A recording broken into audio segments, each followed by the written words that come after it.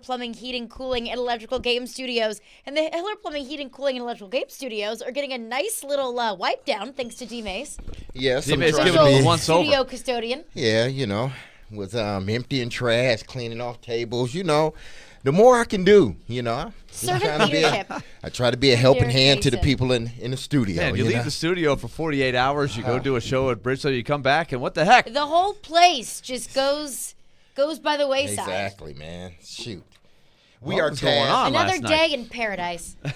This group is tasked at keeping it all together. We try to. We try. Yeah, we absolutely try The next to. thing we got to do is hold a garage sale for all this stuff over here in the corner that gets out. What did you say? It was like Sanford and Son? Yeah, it's just like Sanford. It's like and Son. Lamont Sanford and Fred Sanford holding a little, yard sale out here.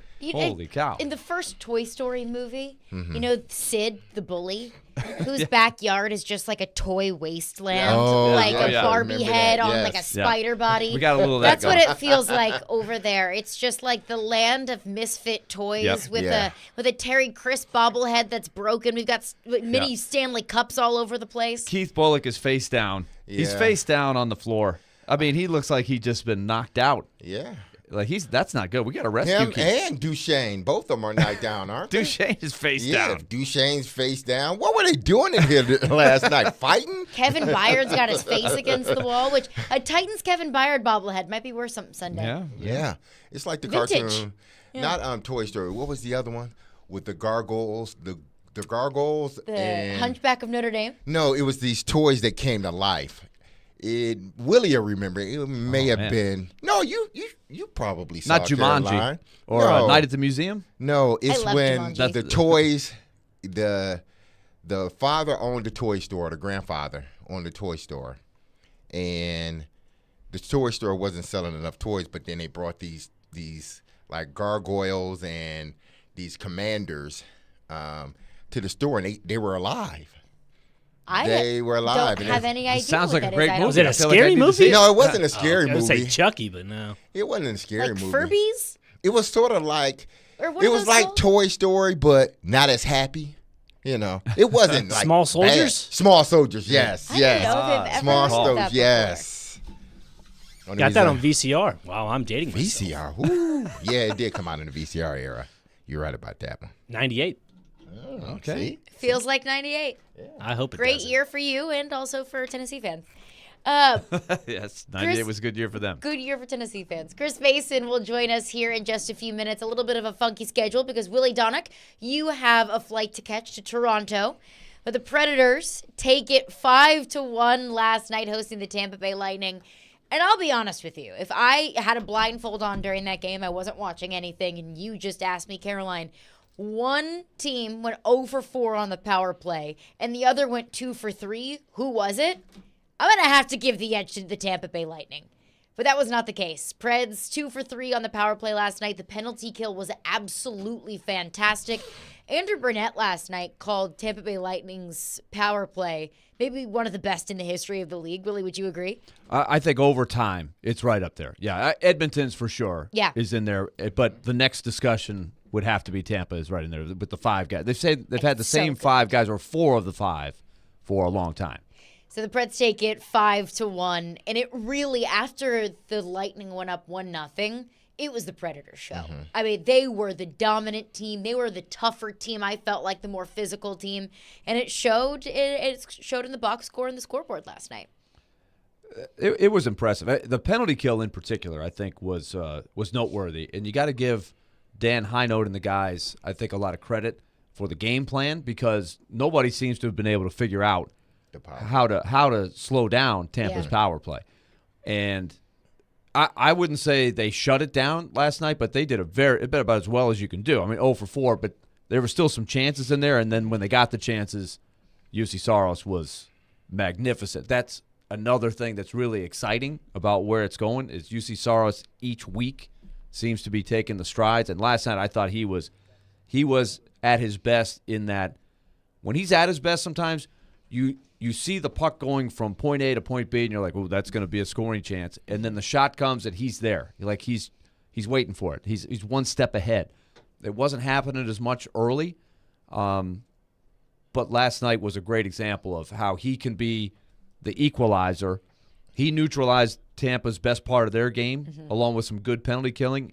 And then from there, Nashville did the job on the other end, really doing a good job, outworked them, outpossessed them, and converted on scoring chances. Yeah, they are, 9-2 in their last 11, and they're looking to extend it when they play the Maple Leafs. What is it, tomorrow, Willie? Tomorrow night. Tomorrow Hockey night in man. Canada. Oh, Elliot my Friedman goodness. and the Sportsnet crew, they'll be front and center. Remember he said there, Barry Trotz is coming here. What's he going to say? But it is a fun thing for the players because a lot of them are, they grew up in Canada, and it's the Monday Night Football, right? Or Sunday Night Football nowadays, where you get the spotlight. Everybody's watching, and it goes back generations. And the media, they learn about the team. I think there's a lot of people that don't know much about. The Predators have been kind of flying under the radar this year. It's not a team that was planning on doing much, or not a team that people planned on being in this position, especially when they were 5-10. I think they were like, oh, well, the Predators, they're out of it. Right. And now they're back in the mix a little bit here. And when the Predators were 5-10, I don't think it was even really newsworthy that they weren't playing very well or they weren't finding ways to win games because Barry Trotz told everybody, hey, be patient with us. We don't necessarily expect to be a cup contending team this season. And one thing that I do think is important to point out was Andrei Vasilevsky was not in goal last night, so that makes a difference. Yeah, caught him on a back half of back-to-back and took advantage of it. And you could kind of tell that the Lightning were feeling it a little bit, but also it's not like the Predators are coming off of this long, cushy break. Yes, this has been a grind. Everybody's in the of grind. A week or so. It's been a grind for them, and it's going to continue to be a grind for the next couple of games, a week or so here. But they've outscored their opponents 2-1 basically. If you average it up, the last 11 games they've won 9, lost 2. But they've outscored. It's been like a 2-to-1 ratio. And that just shows you, one, what UC is doing in net. Now, he had the bad game against the Wild. I understand. He got pulled early in that game. But I think on average, he's been doing a really good job, and he's one of the reasons why, along with some other, a lot of other guys, but he's one of the reasons why they sit in a position of a playoff position at this point in time in the season. Like I said, going 9-2 in the last 11, and they're looking to extend that tomorrow night. And there was another thing that I liked last night, and I think that you can look at it as wins and losses in different ways for this team because, like I just mentioned, Barry Trotz said, hey, be patient with us. I think with so much newness, with so many young players, new system, new coach, you can pick up on little wins and losses here and there that don't necessarily show up on the scoreboard. Now, of course, you won the game last night. That's the most important thing. I remember about a month ago, a few games into the season, enough games where we could make enough of analysis, but still so few games that it was like, I understand things are going to change very early. We still have plenty of time left. We were talking about concerns about the special teams, about how power play really couldn't get going, how the penalty kill really couldn't get a stop. I think one of the little wins amongst a really big win last night is how you're starting to see the penalty kill, I think, piece itself together. That's going to be important going forward here, too, because that was the weakest part of their game, I think, early.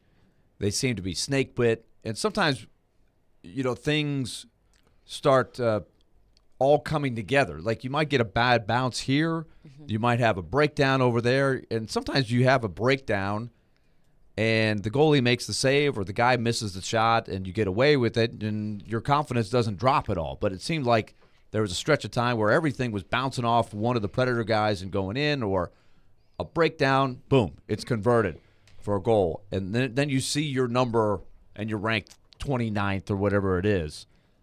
And that weighs on you a little bit as a group. So I think that was a big confidence boost last night. So if they can keep moving in the right direction and just what Hal Gill, who was a longtime penalty killer, always says, take it in segments, right? Don't worry about what you've done, but let's take the last 4 games. Let's see if you can have a good next 4 games.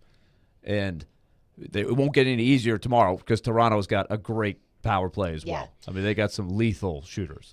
I wanted to ask you something, Willie, because Caroline sort of briefly mentioned it about, the sort of, you knew this was going to take some time coming into the beginning of the season. You knew it was going to not necessarily the rebuild. We know it's not a rebuild, but you knew this team was not going to be.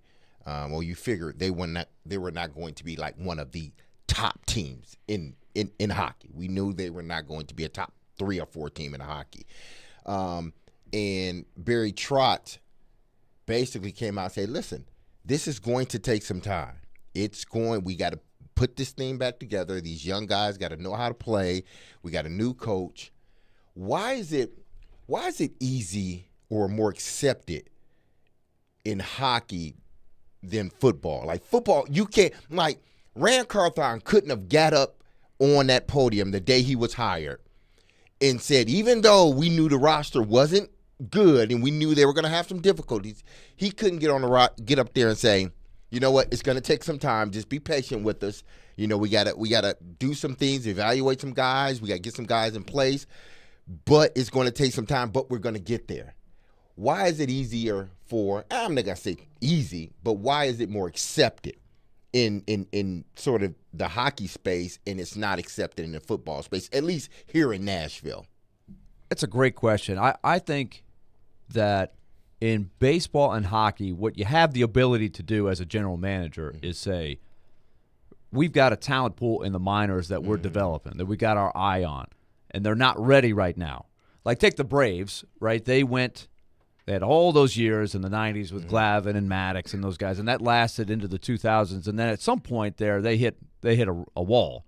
They had about 4 years before this particular group that we're seeing on the field now took flight.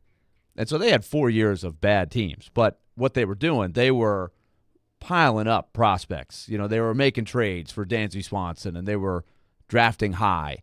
And they knew they had good players in the minors, but they had to just wait until it came. Doesn't always work, but it worked really well for the Braves. I think that's what a general manager in hockey can say is, okay, here's what we think we have in the minors. It's going to take a little while for us to see what we've got there, but we like where it's going. So this may not be the year, but in the coming years. In football, you don't have that, right? No. You have no minor league system at all, and I still think that's something they should look at. I don't know if they ever will, but it's like, well, we got to find the quarterback. We don't know if we've got him yet, and he may not be in the locker room right now. We may have to try to draft him.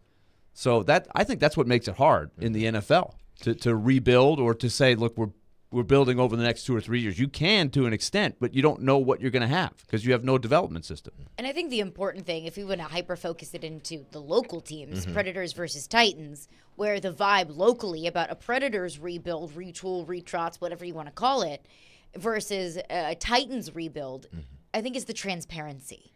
Because Barry Trotz came out and said, look, be patient with us. We want to win, but I cannot guarantee you that it's going to be pretty at all times this season.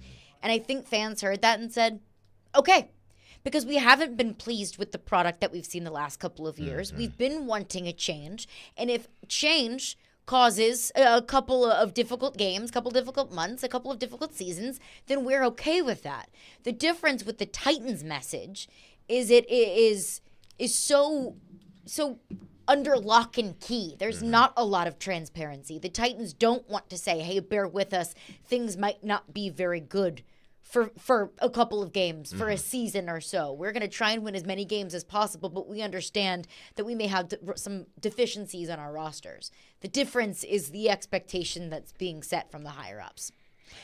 Joining us now, Chris Mason. C-Mase, appreciate your time. I know that you're headed Masons to unite. Toronto. C-Mase and D-Mase. C-Mase, D-Mase, The all energy kinds is of good. Maces. We need a B-Mase to complete our, Exactly. our full alphabet. C-Mase, we were just talking about the game last night. 5-1 Predators take it over the Tampa Bay Lightning. I was so impressed with what I saw from that team. I understand Andrei Vasilevsky wasn't in net last night, but to hold that power play to 0-4 on a penalty-killing unit that I thought had a lot of improvement to make from the beginning of the season until now. I was really impressed with the toughness and the fight I saw from this Predators team last night. Yeah, I thought it's obviously you mentioned no Vasilevsky, but they had the rest of the guys in front of them. So I think that's a huge step. That was the biggest matchup in the game. Was shutting down their power play. It's not only one of the best in the league. it's eating the Predators alive. It seems almost every time they play them, their power play is, the sole reason that, Tampa Bay Lightning, beginning of the year, third period, Preds were hanging in there. They take some penalties, and the power play ended it for the Lightning. And they had a penalty shot, which was a penalty, and the discipline was a factor. But I think, you look at the personnel that they have and the job Dan Heino did last year, sixth in the league, I think, and this year they got off to a tough start. Didn't help that they had the schedule they did, but I think in the long run that's going to help them, playing all those top power plays, maybe getting beat up a little bit. New guys coming in, and I know Heino tried to season with a new guy on the team, and a guy that had been here the year prior to kind of get some familiarity and some comfortable with the power play units. But now they've been making positive impacts on the game, in particular last night and lately. If you cut the numbers off from the first 10 games or so, maybe even a bit more, they still got scored on, and they've had some bad luck. Like, I don't know. I don't care if you want to go back to all these games and people say, oh, luck, you create your own luck. That is true. There's an element somewhere in between of maybe you're a little bit out of position, but the fortuitous bounces for the other team, I think, especially during that tough stretch, were tough. But they're so much better now, and they've got confidence. And that's one of the things I think they've had to work. Everybody knows exactly what's expected of them as a four-man group. One piece is out of place. You could be killing great, and then all of a sudden you have a breakdown for 15 seconds, and just one guy misses an assignment. It's in the back of your net.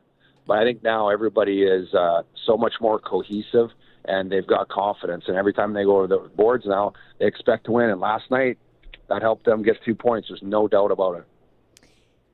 Did the Austin Watson slap shot that hit Jeremy Lauzon last night, does that warrant a suspension? No, because I know Watson. I don't think that's what he was trying to do. I think he was frustrated all the way down on Saros. I didn't like it. I mean, there's no point to do it, but sometimes when you're in the heat of the moment, you do stupid stuff. And I think that was one of those, things that you could see him out there. He was looking for another fight, and he was being an agitator. I don't think he would ever purposely try to hit somebody like that. And Lauzon was pretty far back. I think he put his head down and just tried to shoot it all the way down the ice. That's just me. I read in his body language, I think he felt bad about it. As soon as it happened, he's like, uh-oh. I'll guarantee I didn't mean to do that. I was told by a couple of people that he did come over and say that was my bad. Sorry about that. Yeah. I would bet. Yeah, I would stake my life on now that. You have to keep your fingers crossed that Lauzon is okay, because he was really angry going off the ice. Because I get it. If Austin Watson didn't mean to do it, I understand that, but the results are still the same. I know. That's the thing. You got to deal with it. Yeah. I agree. That's the consequences. You're responsible for that. So obviously, something they're going to look into, and then they'll have to map it out. I don't know if he's been suspended before, but especially if Lauzon misses any time, that's just completely unfortunate. Now, what did you see from the Predators in regards to their power play? Because they're going against not just one of the best power play teams, but also one of the best teams in the league at killing power plays. What did they do specifically that they were able to take advantage of the Lightning? I think this season, I was just looking this up today, Ryan O'Reilly is the taking the most power play faceoffs. His percentage is around 62%. So they're starting with the puck a lot. And I think this year, more than any year I've seen the Predators, maybe in the history, you have to go back to the Hornquist days of having that net front presence. But they're all over the net. They're executing passes. They're getting penalty kills stationary. Every penalty kill is going to be super aggressive until you move the puck efficiently enough to make them stop and then protect the middle of the ice. And that takes quick, either moving your feet right away or moving the puck right away. And you go high to low, then you get the penalty killers down, collapsing around the net. And I just feel the effectiveness that the guys have had this year, they're able to do that more frequently, which leads to them to be able to set up more plays. And then once they get in the proper positions, it's one thing to get shots, but you have to, if you're Roman Josi, you want to shoot that puck when you get the opportunity. But if you have that net front presence, it's even better. And not only do they usually almost always have one layer of traffic. They've got 2 layers of traffic. So once everybody recognizes it's a good time to shoot and Yossi's going to be shooting that puck, they converge, they attack the net. The Parsonen goal was a perfect example of that. They had 2 guys at the net front, and then Parsonen gets a rebound, hits the traffic in front, he gets a rebound, no chance for the goalie. So and Yossi's goal, same thing, net front traffic. It's been a common denominator that I think they were stressing at the beginning of the year that wasn't always there. They were getting the chances, they didn't have the traffic, and now they have it almost every time. And you could see the success rate. And I think that's really clicked in with the guys. Mase, you look at Cole Smith, Colton Sissons, Yakov Trenin. They're not headliner guys, but I thought they were very important last night. Cole Smith picks up another point. Cole Smith's +2, Sissons +3. Trenin gets the empty net goal. We noticed him all over the ice last night. He's +3. In a game like that, where a lot of times they're taking the tough shifts against Kucherov's line, that's a huge number in that game. It's a huge number, and it's exactly the type of game plan they played last night. They had to travel, got in a little bit late. As the game goes on, those types of minutes and those types of shifts that those guys played against the Lightning, it's going to wear them down. And I think in the third period, you could just see it. They kept the puck in there. They were hounding pucks, and it's one thing when you have, certain guys, it's just in their DNA. That's just no matter what the situation is, if you're up, up 3, down 3, if you're back-to-back, if you played 4 and 5 or whatever the case may be, they're going to work. And they had all 3 of those guys, and the Lightning just didn't have an answer. They've got more superstar skill on that team, but up and down the lineup, you put a line out like that's going to go in there and, make contact every single time. They're going to, as soon as they miss or make the Lightning moves the puck, the next guy's in there. It's just like it was just a swarm. And they're playing with a lot of confidence right now, and their effectiveness, I think, is obviously every guy on the team is going to praise a line that goes out there and plays like they do. But the confidence level, I think, right now by that line, everybody has a role on the team. Everyone's got a job, and I think right now you're seeing them take a lot of pride and have a complete understanding of what their job is. Any offense, which they have been contributing, is a bonus, but it's, when 3 players on the line have confidence and feel like a major part of the team, I think that goes a long way. Also, you can tell when a team is really rooting for each other. I think they're really scoring high in that category right now, and the example was when Ryan McDonough scored that goal last night. It's against his former team, but it was a spectacular type of goal. Hal Gill almost jumped, almost hit the rafters jumping up because he's already fairly close to the rafters up there. It's pretty tall. But he went airborne because you don't see like a backhand one-timer like that very often. And he went top shelf. That was really something. But the reaction of the players around a guy like that, you just see how much they love Ryan McDonough. Oh my God! It's and we always knew he was a leader. He's won championships. And Brunette and everybody has said that he's, had the opportunity to be a little more vocal, maybe have a bigger piece of the room. There now, everybody knows him, what he's all about, and when you're starting fresh, like they are this year with a lot of new voices, he gets to step up and do what he has done his entire career.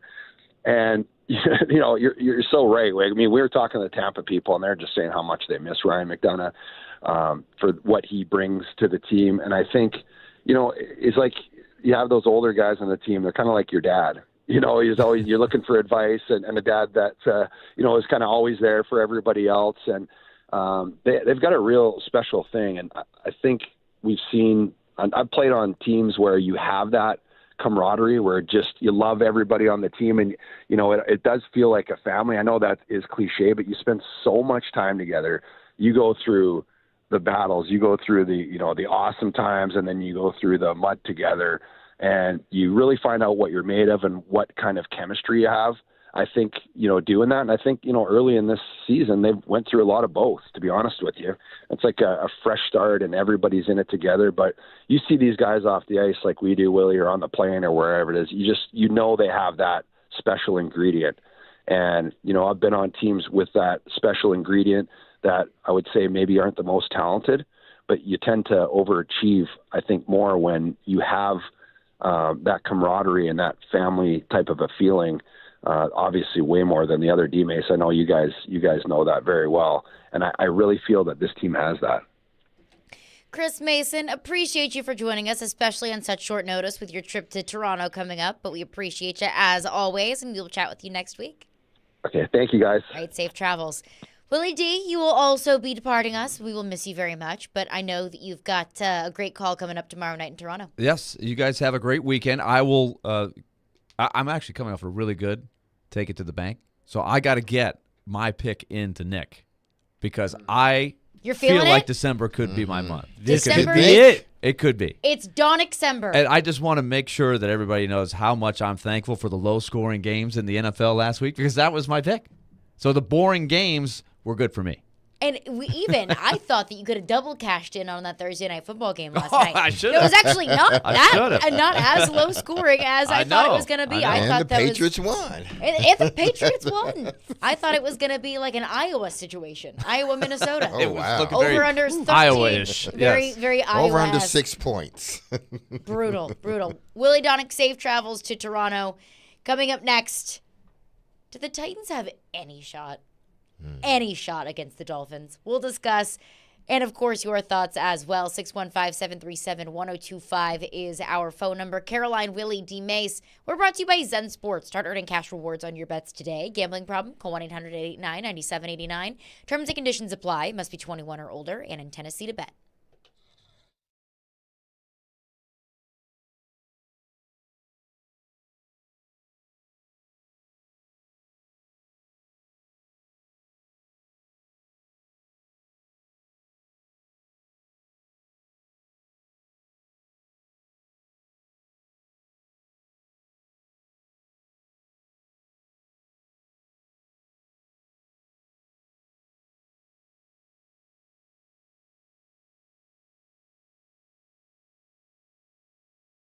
Okay, let's tell you about F&M Bank. We are going to take it to the bank today at 1:45. We always have fun with that, and you've heard me talking about F&M Bank a lot here lately. Of course, Austin Peay and their basketball teams going hot and heavy now at the brand new F&M Bank Arena in Clarksville. The Predators have a great relationship with them, and I'm going to tell you about why I'm really excited to have them on board as one of our sponsors. Whatever your banking needs are, F&M Bank is here to serve you with their 20 convenient locations across Middle Tennessee and Southern Kentucky. They've got 6 locations in Clarksville, but they're going to be in your community almost anywhere you're listening in our listening area. Sumner and Robertson counties, they're right in Midtown, Nashville on West End Avenue, downtown Franklin on Main Street, Mount Juliet, and Murfreesboro as well. So find out where your nearest location is and get in on the fun with F&M Bank. It's banking made easy on purpose. They're changing the way banking is done. Life is complicated. Banking doesn't have to be. Equal housing lender, member FDIC. Go to myfmbank.com to find that nearest location.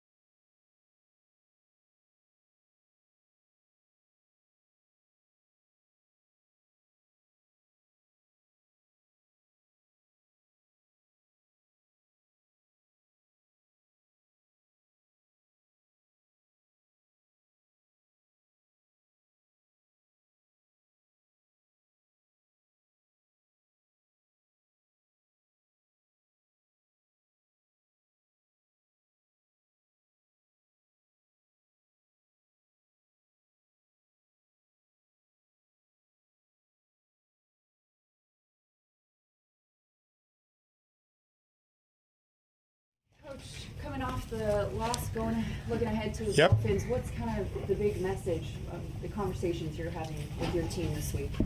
Well, this was a great opportunity to get in here this morning and to get back, at it. I mean, you put a lot into it every week, and sometimes you put a lot into it and you lose a close game, and that's disappointing. But you got to pick yourself back up. You got to answer the bell, and we have to. Nobody's going to feel sorry for us, especially the Dolphins, and it's a very good football team. But we have to get ready and prepare, and a lot of different looks. So there's a lot to cover. Yeah, it is a pretty good football team. I would say that there's a lot to cover. In theory, I don't think the Titans have anyone that can cover them. No. I don't know if the Titans have anyone that can cover an above average wide receiver in the National Football League, much less anyone that can cover Tyreek freaking Hill. Yeah, it's going to be difficult for him. But this is when, coaching comes truly into play. You got to design a game plan that's going to you're not going to shut him down, but you got to make it difficult. You got to throw off their rhythm.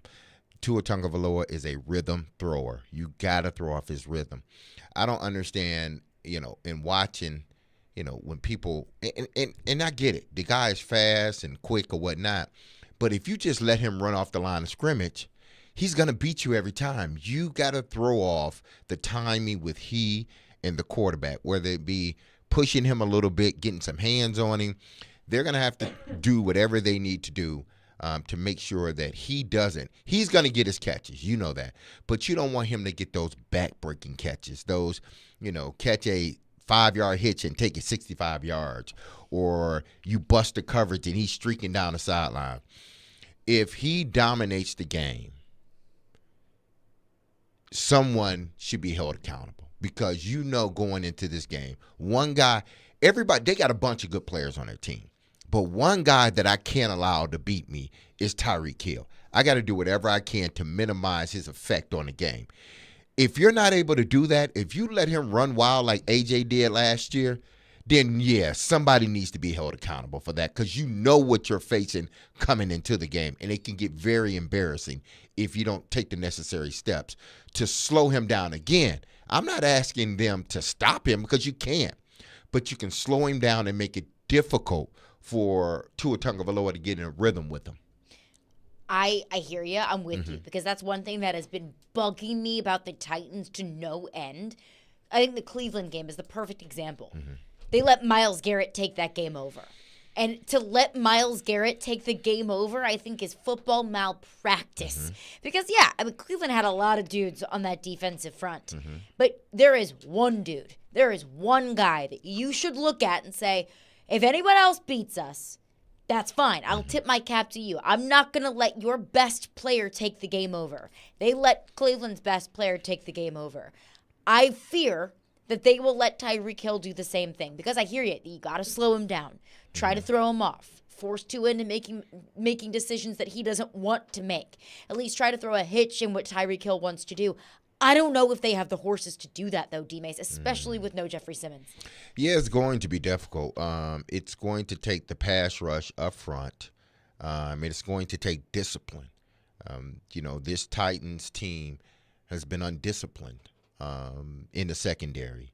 You can look at last week, the touchdown pass Minshew threw at toward the beginning of the game, where you got a safety sitting back there and the corner.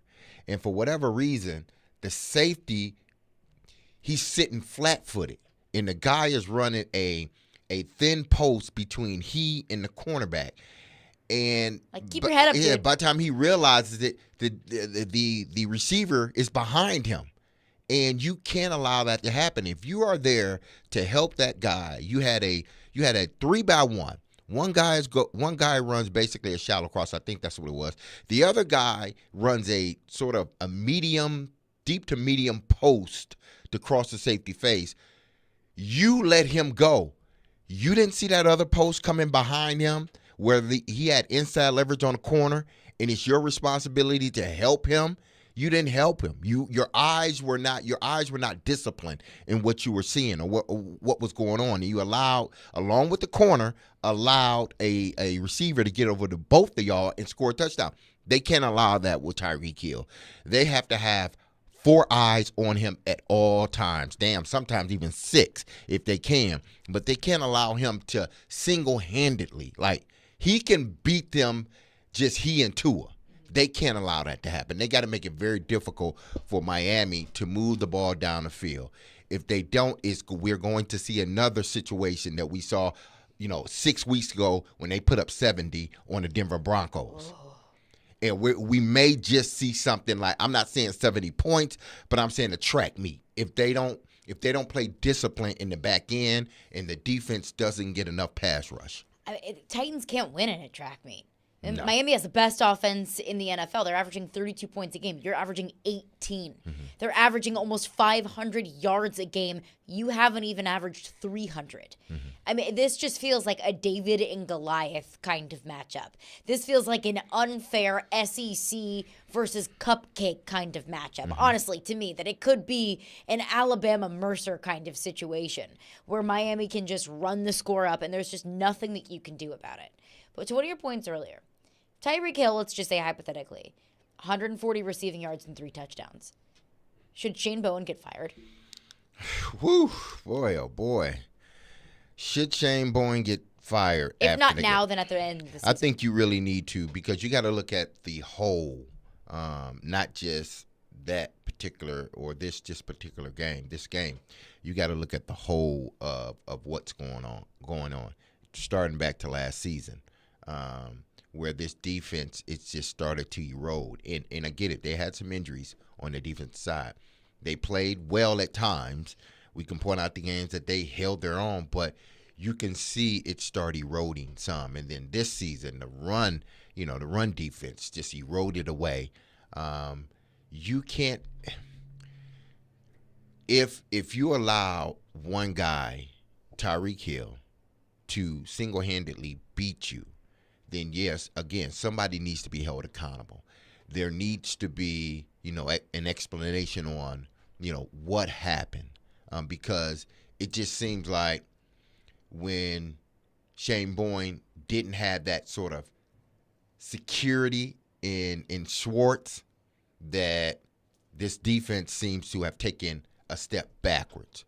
And I'm just looking at it based upon numbers and the eye test. This is not the same defense that it was, last year at one point or even a year before that. This is a defense that's basically, it seems like they're trying to hold on. Then you got Jeffrey Simmons injured. You got Christian Fulton maybe out because of the hamstring. You got guys that didn't practice yesterday. And I know we're still early in the week considering it's a Monday game. Well, we're in the middle of the week now. But still, you need guys fully healthy and ready to go. And if you allow them to beat you throwing the football the way they have beaten everybody, just about everybody else, then yeah, you should be held accountable for that. Shane Bowen should be held accountable because it wouldn't just be a one-game situation. Right. This has happened. The one thing you held your hat on, you hung your hat on, was run stopping. You hadn't been that good run stopping this year. You've had your moments. But as a whole, this hasn't been a run-stopping team, which hurts them as a whole because if I can't stop the run, my back end is not that good.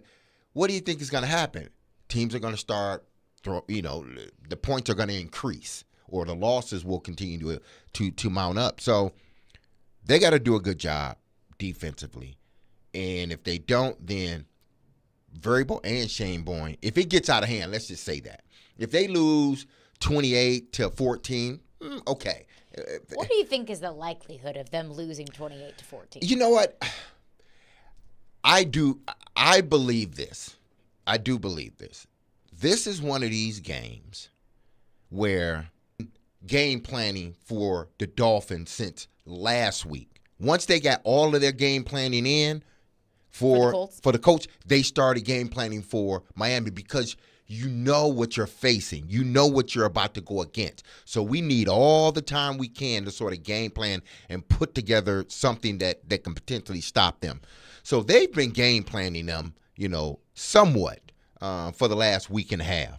Now they're really into it. So to me, if they go out there and say if it's 28-14 or 28-21, now which I don't think it's going to be, but let's say Ain't no way. let's say 35-17. Okay. I am okay in a sense with that, because That's to a me, beatdown. it all depends on how it happens. There could be, the offense is just not doing well and put the defense in a bad situation every time. You know what I'm saying? When we punt the ball off, we don't have our punter, so that could affect the game. Stonehouse is great at getting the ball to the other side of the field and pinning teams back. So now you don't have that weapon. So I don't want what can possibly happen here is the Titans go 3 and out several different times. They're on their end of the field. You punt the ball because you don't have your I'm gonna say it. He was an all-pro punter before he got hurt. You don't have your all-pro punter. Now you don't get those punts that you usually get that are backing teams up. Mm-hmm. Now instead of Miami possibly having to drive 90 yards, they got to drive 50. And they can 60. easily drive 90 and if they can need to. But I think the Titans could make it a little bit difficult for them to travel 90 yards. I think the Titans. Who would make it difficult? This is one of those games. I'm not saying say they're winner. This is not about wins or losses to me right now. But I think this is a game that we're going to look at and be surprised in a good way. They may not win, but we're going to be surprised, and we're going to think, why couldn't they do this like the other 10 games? Why they couldn't play like this the other 10 games? Again, I'm not saying whether they're going to win or lose, but I think for whatever reason, I think the players are going to take this personal. This has nothing. I don't think it has anything with the coaching staff. These guys are going to walk in and don't want to be embarrassed. So they're going to go out and they're going to get television. Exactly. They're going to go out because that's what everybody's talking about. The beat down. They're looking past the Titans. Everybody's looking past the Titans with Miami. They're just expecting a beat down.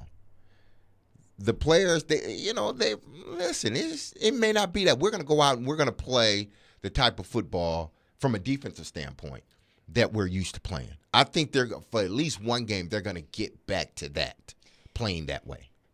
I wish I had your optimism, D-Mase. And weird things happen in the National Football League. Weird things happen where you could have – right now the Dolphins, I believe they're still a 13-point favorite. Mm-hmm. You have one team that's a 13-point favorite and lose at home on Monday Night Football. This league is weird. They do weird things. I just don't think, especially without Jeffrey Simmons, that this defense has enough talent and has enough horses to keep up with 11 horses that the Dolphins have offensively. Mm-hmm. I think it's going to be ugly. I don't want to feel that way. And I hope I'm proven wrong. And I think you are right. I don't think they want to be embarrassed. But I also think to a certain extent, toughness and motivation can only take you so far. Mm-hmm. Where if you just don't have the talent, you don't have the talent. But I want to continue this conversation coming up next because Vegas tells us the Titans don't have much of a shot in this one. And I think that if you've watched any Titans football and any Dolphins football, which I feel like every person in this town has, you understand that this is a long shot opportunity for the Titans, that they just simply are outmatched. So if it is ugly, if it is 13, 14, double-digit point losses like Vegas says it's going to be, does that make the fan base more upset with Mike Vrabel? Is the fan base where they're at? Are they just, look, you either believe in him and you don't, or you don't, and there's really nothing that's going to change that? We'll get into that coming up next, and of course into your phone, 615-737-1025. Also appreciate Chris Mason for joining us in the last segment. C-Mase, brought to you by Coleman Tractor, Middle Tennessee's leading Kubota dealer. 1025-1063 The Game.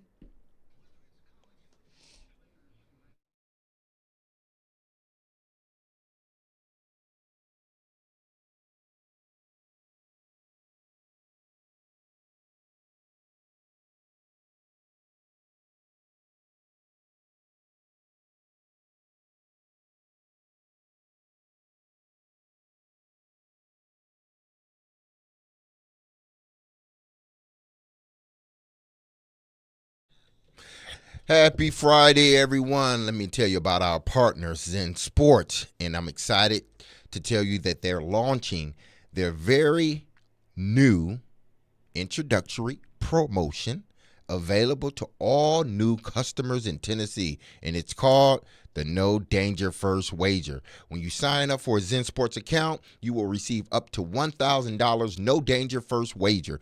When you place your first bet on Zen Sports, you will be reimbursed for the amount of your bet if it loses up to $1,000. Plus, Zen Sports has launched a new VIP program for the premier bettors of Tennessee. If you think you might qualify, then listen up, people. The VIP program is by invite only. So you can't just be jumping in all willy-nilly. You got to be invited, okay? You got to get that invitation. So if you feel that your Zen Sports play qualifies for that VIP consideration, please check out the program details and apply at zensports.com/VIP. No other sportsbook will offer you a premier sports betting experience with 24/7 top-tier customer support and bigger and better action than Zen Sports. So what are you waiting for, people? Get going and download their app at zensports.com today. Zen Sports, betting just got better. Gambling problems? Call 1-800-889-9789. Terms and conditions apply. Must be 21 years or older to bet here in Tennessee.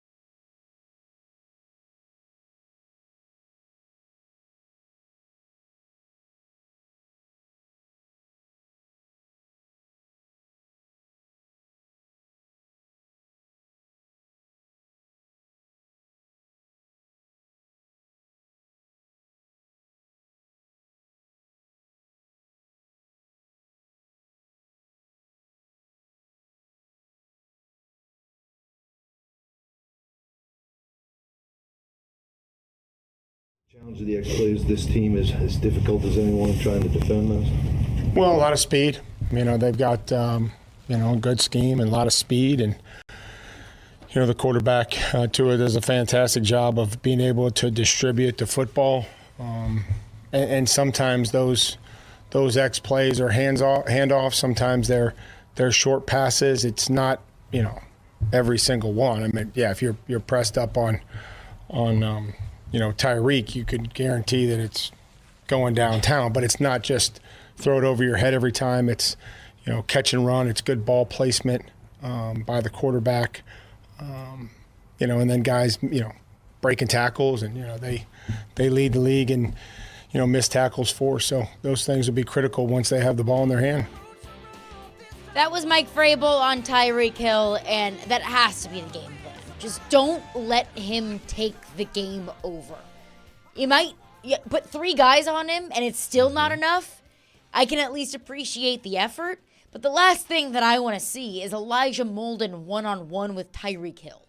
Hell no, that better not happen. There's zero excuse for that. Zero excuse. Mm-mm. I do wonder, D-Mase, and I want to get into some of your thoughts. Phone lines driven by WilsonCountyHunter.com. If the Titans get blown out, I think that they will. I would bet the score is probably 35-7, 35-10, something along those lines. Bad, ugly. It may be brutal. Does that change anyone's perception on Mike Vrabel? Do the people that are angry with Mike Vrabel get angrier? Do the people that believe in Mike Vrabel all of a sudden don't believe? Because honestly, D-Mase, the way that I feel about it is if you don't believe in Mike Vrabel, you don't believe in Mike Vrabel. If you do, then you do. Because if you haven't stopped believing in Mike Vrabel after how bad this team has looked all season long, what's one more game going to hurt? It's not. But I think it all depends on how the game goes. I don't think now when you're talking, the people that are making decisions, will they change? I don't think so. I think even they know going into this game, listen, this is going to be a tough one, So I don't think as far as the Tennessee circle in that build or anything, I don't think they will. But I think this is the game, and we talked about this early in the week, and we talked about this last week in regards to Vrabel and, people loving him and everything else, and, the speculations whether Amy, was going to fire him, but she came back. I love my coach. He's here. Don't worry about it. But once the national narrative changes, that's when we need to really look into this. Okay, yeah, this one he might be gone. I don't think the national narrative is going to change. And that's what I'm saying. So if it's I guarantee you this, if it's 17-31, people are praising the Titans. They're praising Vrabel. Oh, and say Tyreek doesn't go off. They're praising Vrabel. That adds on to the allure of Vrabel. That adds on That's to still the a 2-touchdown loss. You got to understand. You got to go with me on this. Where are the standards, people? But it's still it's like this folk tale that it just gets bigger and bigger and bigger every time you tell a story.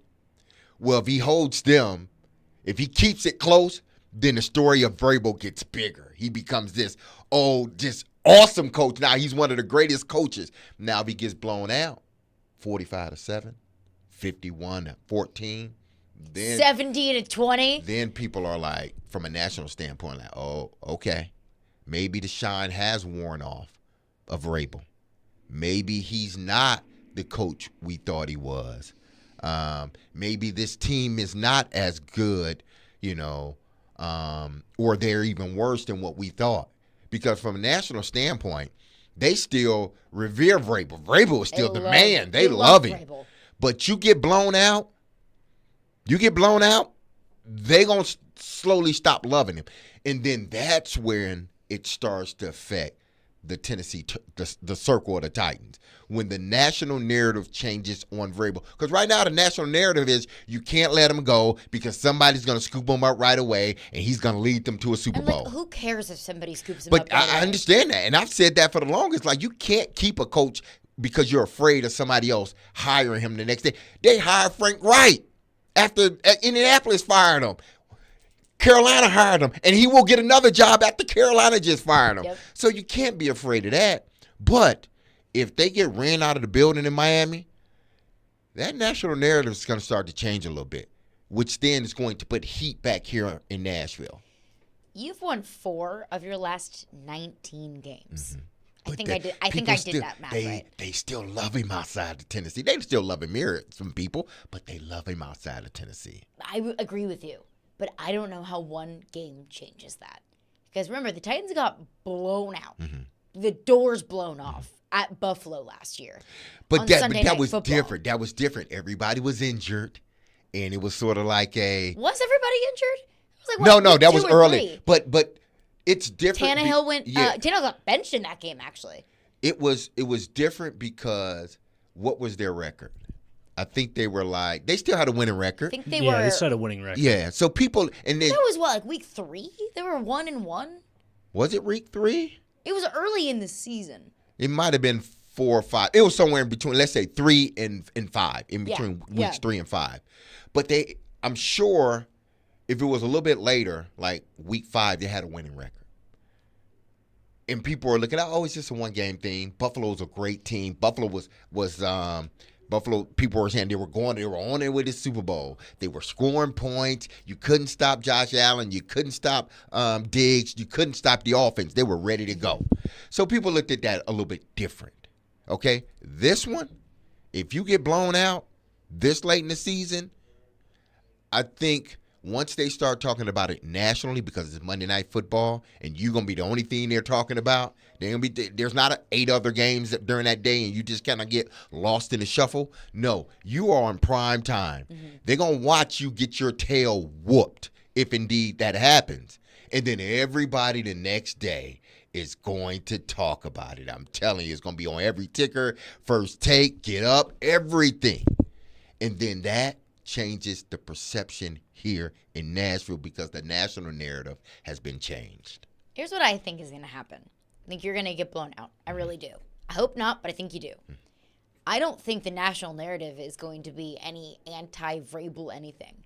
I think it's going to be all praise for Mike McDaniels and the Miami Dolphins, and no one's going to be talking about you.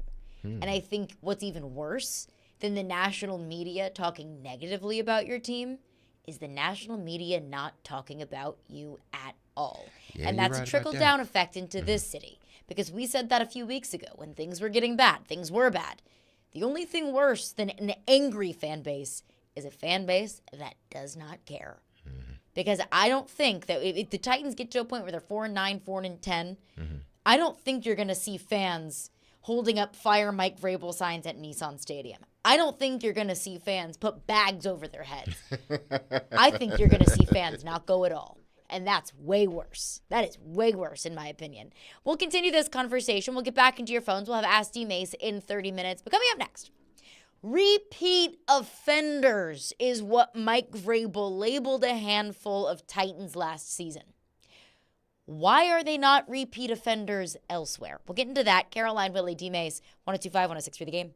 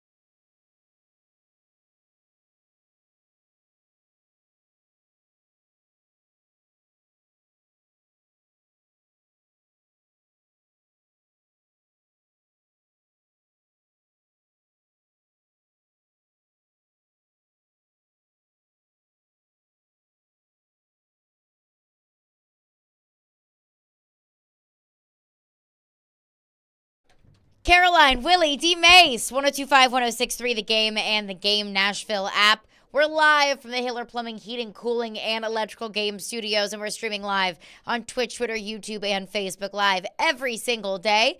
We'll have Ask D-Mase in 30 minutes, so get those questions in for D-Mase. 615-737-1025 is the phone number. I do want to touch on something that Mike Vrabel said actually a year ago, but I think it's even more appropriate to bring it up now. But before we do that, I want to get into some of your thoughts. Titans, Dolphins. I think it's going to be a blowout. I hope that I'm wrong. I don't mean to, poo-poo on everybody's party for Monday Night Football. I'm just trying to be as realistic as I possibly can. But Cam has a thought on the Titans and Dolphins. Phone lines driven by WilsonCountyHunting.com. What's up, Cam? Okay, first of all, what in Derrick Henry's knee pads are we doing? I mean, this thing about Vrabel, if Vrabel wants to leave or if we have to fire Vrabel, so he'll go coach Cheatham County High School football. Who cares? Who cares? I brought this up to Jared yesterday. If I don't do my job, I get fired. If you don't do your job, what happens? Do the people at Cromwell Media just go, oh, it's okay. It's okay. Everybody loves Derek Mason. No, you have to do your job, and somebody is not doing their job. This is the first time that I have thought of a game where I know definitively, without a shadow of a doubt, it's a loss. And D-Mase, just specifically for you real quick, if you're a receiver going through what Tyreek Hill is going through this year, and he's this close to getting 2,000 yards and this, that, and the other, do you not have the worst secondary in the NFL circled on your calendar? Thanks. Thank you for the call. Appreciate your call, Cam. And this isn't just unequivocally a loss. This is unequivocally a beatdown. It has the potential to be just that. These are, listen, I think Tyreek Hill had the whole NFL circle in his calendar. He said before the beginning of the season, he said, I'm going to get 2,000 yards. And damn, if he's not going to get, only thing that's going to stop him is an injury. And hopefully he doesn't have that. But he's talking the talk and he's walking the walk. So it's going to be very difficult to stop him, and I'm sure not just him having. I think Tyreek's in a space now where he doesn't care who he go against. You get in the zone like that as a player, and it seems like everything is just going, whether it be a quarterback, a receiver, running back, basketball player. You're hitting or pitching. If you're a goalie or a defenseman or whatever. You get into this zone where you just don't care who you play because you're so confident in what you're doing that it's not you that can stop me. I only stop myself. I think that's where, Tyreek Hill is at. He didn't necessarily have this game circle, but he's at a point now in this season particularly where he doesn't feel like anybody can stop him. There are two people that can stop him, himself and a quarterback. That's it. Them the only two people that can stop him. And the quarterback's not going to stop throwing him the football. Oh, no, he's not. Tua's not going to be the one to stop Tyreek Hill. No. But this is just one of those games where I think this is not about – it's not necessarily about coaching because you can put together the best game plan that you possibly have. But if the guys are not communicating, the guys are not doing the things they need to do, it's going to be a trap meet. This game is more about the players. And do you want to get embarrassed or not? It's Monday Night Football. Mm-hmm. These are games that we dreamed about.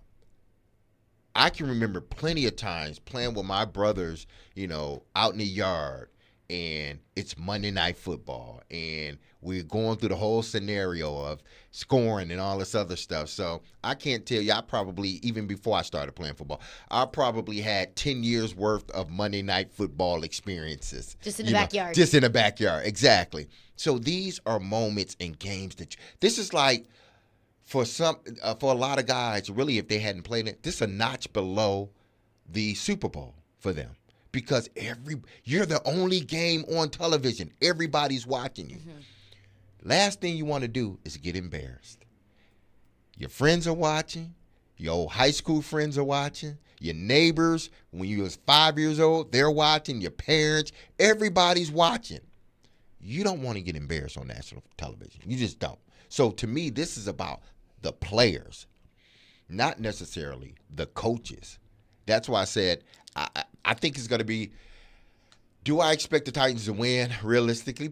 Probably not. But I think Probably the not. players are going to, I think you're going to see a different mojo out there. I think you're going to see a different attitude out there for Monday night. I hope so. Mm-hmm. But I also fear, just as much as those Titans players probably felt the same way you did growing up, Monday Night Football, playing on national television. Mm-hmm. So do the Dolphins. So this is not one of those situations that the Dolphins walk in sleepwalking. That Titans team, they stink. They've won 4 of their last 19. They got a rookie quarterback. Their best defensive player is out. We'll be fine. We'll skate past this game. I don't think there's any of that because it's Monday Night Football. And because the Dolphins know that they're competing in an incredibly competitive AFC and that they have an opportunity at a bye week at the end of the season of being the top seed in the AFC. I don't think that this is a situation in which the Dolphins are just overlooking the Titans. And I think the Titans, in order to win this game, would need the Dolphins to be sleepwalking during this game. I think that the possibility of that is 0.01%. This is a man-up game. That's what it is. Man up. We're not, if I'm the Titans, this team, even though they do run the ball, they can run the ball, let's say that. The Dolphins? They're not a great running team. They average just under 100 yards per game, I believe, rushing. Fast running but backs. they're a fast team. If I'm the Titans, I know we always go in and say, well, take away the run.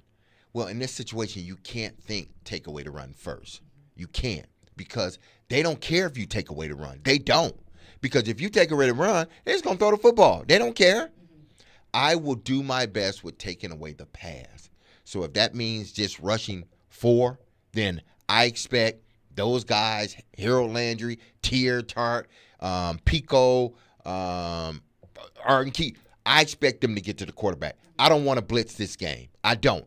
Or if I do, it's going to be really strategic in how I do it. But I am forcing the Dolphins to run the football. I am. And I'm just saying, man up, guys, man up. Hat on hat. Get off your blocks and play football, because what we can't allow them to do is throw the ball around the yard and make this a long game. We can make this a short game by us running the football effectively, I think, which the Titans will do, and forcing them to run the football. But we ain't going to let you have a damn track meet with throwing the football. We're not. So I'm going to have, 6 guys in the secondary. All, zone holes will be covered. And we're going to force you to run the football. And I expect those guys up front, a hat on a hat, get off your blocks and make the tackle. Let's get into your thoughts on this. Phone lines driven by WilsonCountyHunter.com. One texter texts in, says, I'm tired of Vrabel. I don't think that new personnel has a whole lot to do with the style of football that he wants to play. It's too old-fashioned, and it doesn't work anymore. It's basically keep it ugly, see if you can pull one out. I want to beat the hell out of someone, not barely lose. I think this Titans team is designed to keep games close. Mm-hmm. But that doesn't work when you can't win in close games. That doesn't work when you just make enough mistakes to shoot yourself in the foot. Mm-hmm. And it more so doesn't work when you don't have the weapons defensively to be able to slow down the teams that are designed to blow teams out. Like the Miami Dolphins. That if you're a team that's designed to win in close games, or at least to keep games close, and you can't keep games close, then really, what are you? Mm-hmm. You're not going to win very many football games. No, you're not. And I had that mistake. I was looking at their rush defense. They're averaging over 100 yards rushing, but I still would I would force them to run the football because they use their backs. They use, these quick screens as and they're considered running plays because they're thrown behind the line of scrimmage. They're not considered pass plays. So with them passing the ball that it's essentially run game for them and them running the ball. They are averaging over 100 yards per game. But I'm forcing them to run the football because I don't think they can run the football well enough between the tackles. They can do all this other stuff, like throw the ball on the outside behind the line of scrimmage. That's considered a run play. Screen pass, that's considered a run play. But I am not going to, put 7 men up front to try to stop what you're doing running the football because you throw the football better than you run the football. So I'm going to take away your strength, which is throwing the football, and I'm going to force you to run the football. And if you gash us that way, okay. Then again, we coming back to the sidelines like, listen, y'all got to man up. Y'all know exactly what we're doing. You know their strength. Their strength is throwing it to Tyreek Hill, Waddle, getting those guys the ball very quickly or getting them guys the ball down the field and them running after the catch. We need to stop or minimize that. So up front, this is your responsibility. We're not blitzing. We're not helping you out. We're saying a hat on a hat, get off your blocks, Tart, which I expect Tart to do. Get off your blocks, Pico, Landry, Arden Key, Al-Shazier. Get off your blocks and get to the quarterback because we can't help you. If we help you, that exposes us in the back end. Mm-hmm. So do your job up front and allow us to do what we need to do on the back end as far as trying to keep those guys contained. And can you do that for a full 60 minutes? That's the big question because can you do it,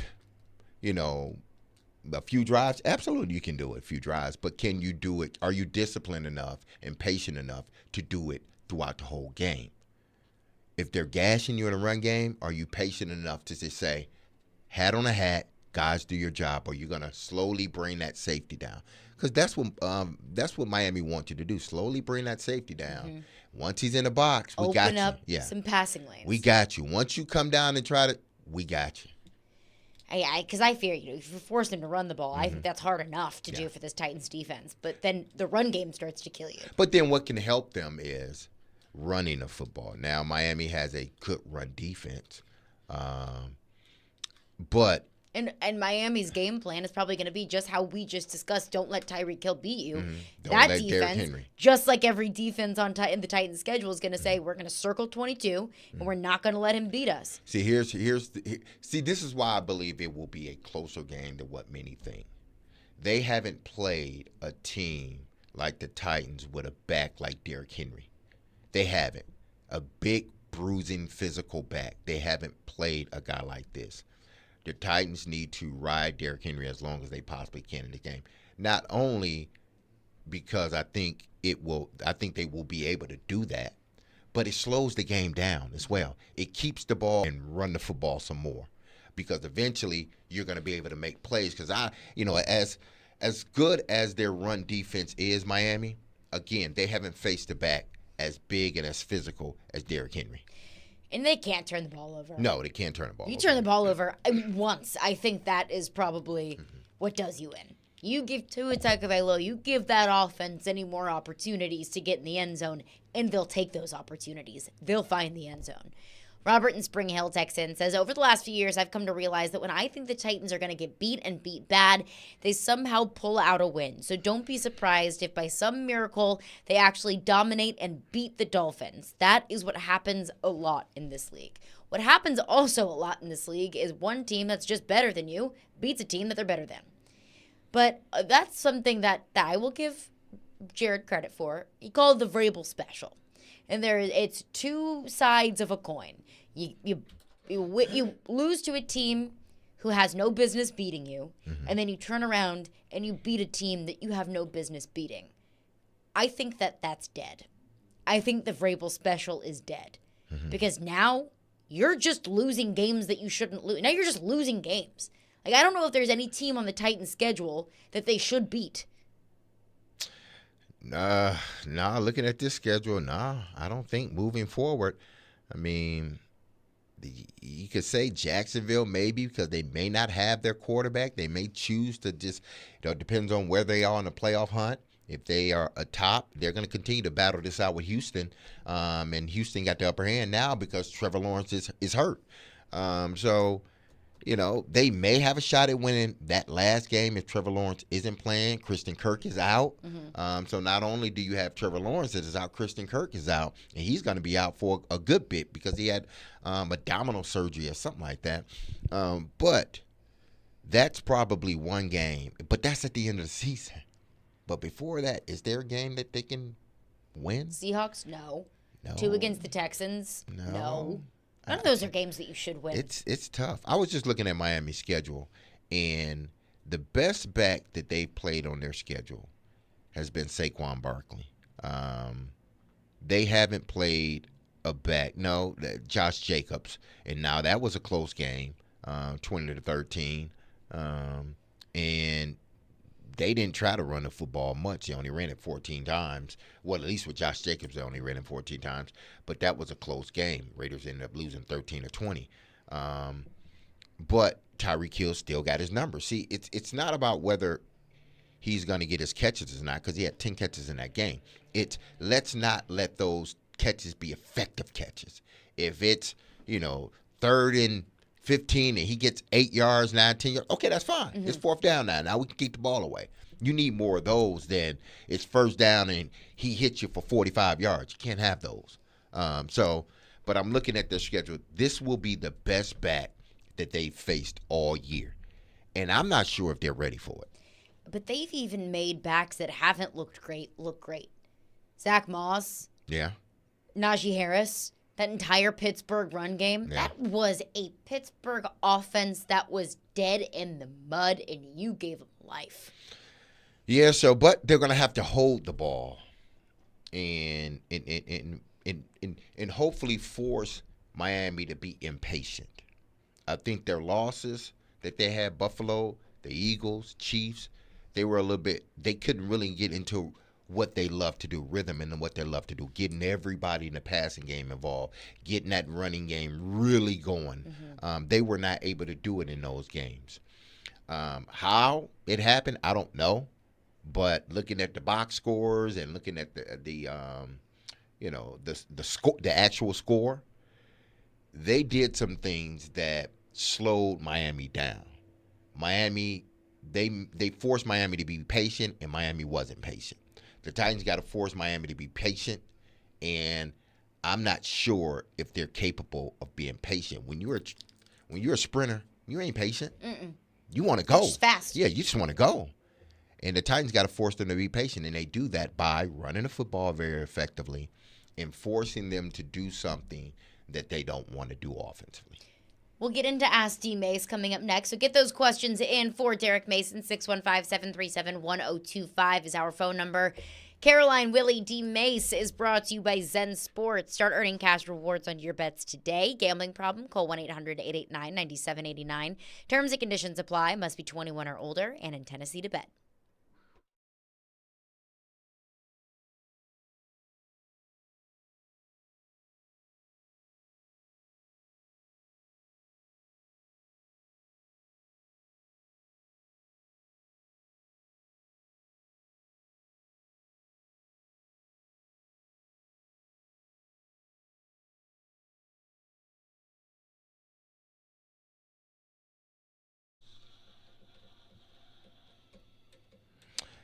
Men, listen up. I need to tell you about Cool Springs MD.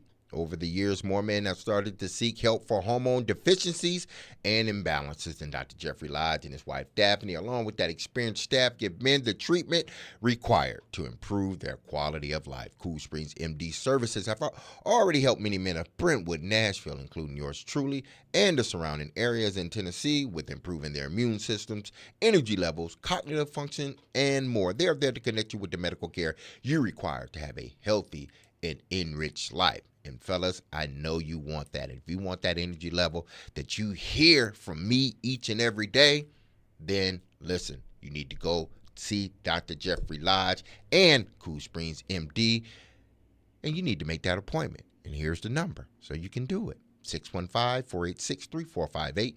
Plug it in your phone. Save it, man. 615-486-3458. Or visit their website at coolspringsmd.com.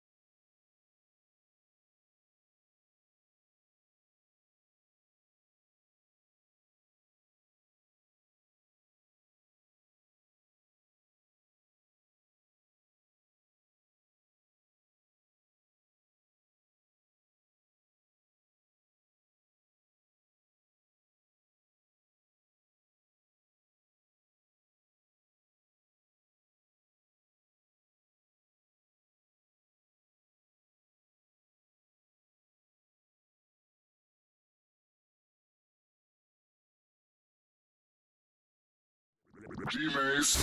He played 15 years in the NFL. Quick throw. Touchdown, Derek Mason. He had over 12,000 receiving yards. Midfield, and there he goes. 80 yards for the touchdown. And now you can ask him anything. Have a question about football or life? Now's your time to ask D-Mase. We'll welcome you in. Now on Caroline, Willy, and D-Mase. On 102.5 and 106.3, The Game and the Game Nashville app. Ask D-Mase. Get those questions in for Derek Mason. Ask D-Mase is brought to you by Calabria Pizza. Come try their pizza in Goodlettsville and Mount Juliet because life is just too short to eat bad pizza. It's yummy. It is delish. 615-737-1025 is the phone number. Get those questions in for Derek Mason. Cole Texan says, D-Mase, how do players on a bad team get motivation for a game like this? When you're out of the playoff picture and playing a top NFL team on the road, what kind of things can a coach do to get his guys ready to go? You're asking me. I don't think there's anything. I mean, coaches, I'm not going to say there's not anything that they can do. But in situations like this, it's upon the player. It's, I come from the school of thought that if I need a coach to motivate me every game or in situations like this, I don't need to be playing the sport. My motivation is to go out and be the best player that I can possibly be. Go out there and do the job that was tasked of me to do. They're paying me a lot of money, so go out there and to do the job the best. That's my motivation, to go out and dominate the guy in front of me, be the best player on the field. I don't need a coach to give me a rah-rah speech. But if he does, then great. But that only lasts. See, a rah-rah speech only lasts for the moment. Yeah. When you're in that locker room and that coach gives that passionate speech or that player gives that passionate speech, it only lasts for a moment. And then the whistle blows and you forget about that speech. That speech ain't going to help you on the football field. It has to be a want to, a desire to go out there and play the game the way you know how to play. Fast, physical, hard, and disciplined. I think the important thing, too, is making sure that the team still wants to play for the team, for the coach, for each other. I think that's a motivation, sort of, in a way. Not like, let's go, guys, rah, rah, woohoo, let's go. More so keeping the, I'll use a cliche word here, keeping the culture of the team. We're 4-8, but I'd rather be 5-8 than 4-9. The coach is tasked to keeping guys together.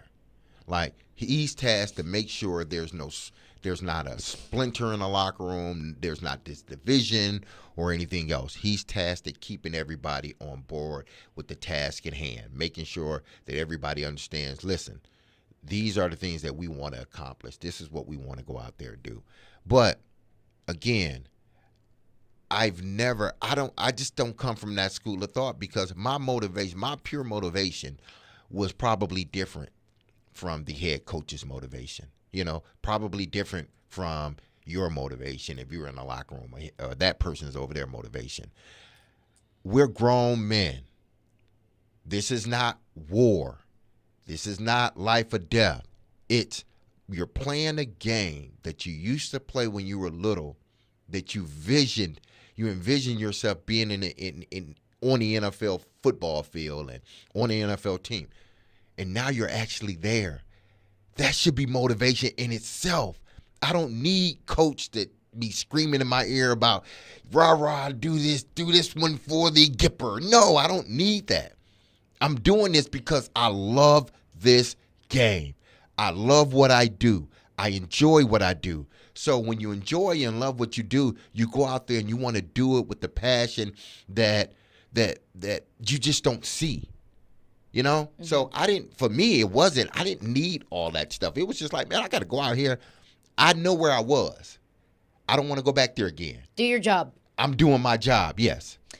Eric is on the line with a question for D-Mase. What's up, Eric? Hey, guys, and I also got a dad joke for you, D-Mase. I'll be honest with you. This one might be a groaner. I heard this one earlier this week, but just wanted to try it out on you. See Let's how go. you Let's like hear it or not. Okay. What starts with E, ends with E, and has one letter in it? Start with E, ends with E, and has one letter in it. E. Yeah. E. No. Envelope. You give up? Yeah, you got it. That's it. Yeah. You got it. Let's Oh, go. my goodness. What do I get for winning Dad Joke of the Week? Oh, man, that was a good one. I like sincere that. thanks Yes. for that.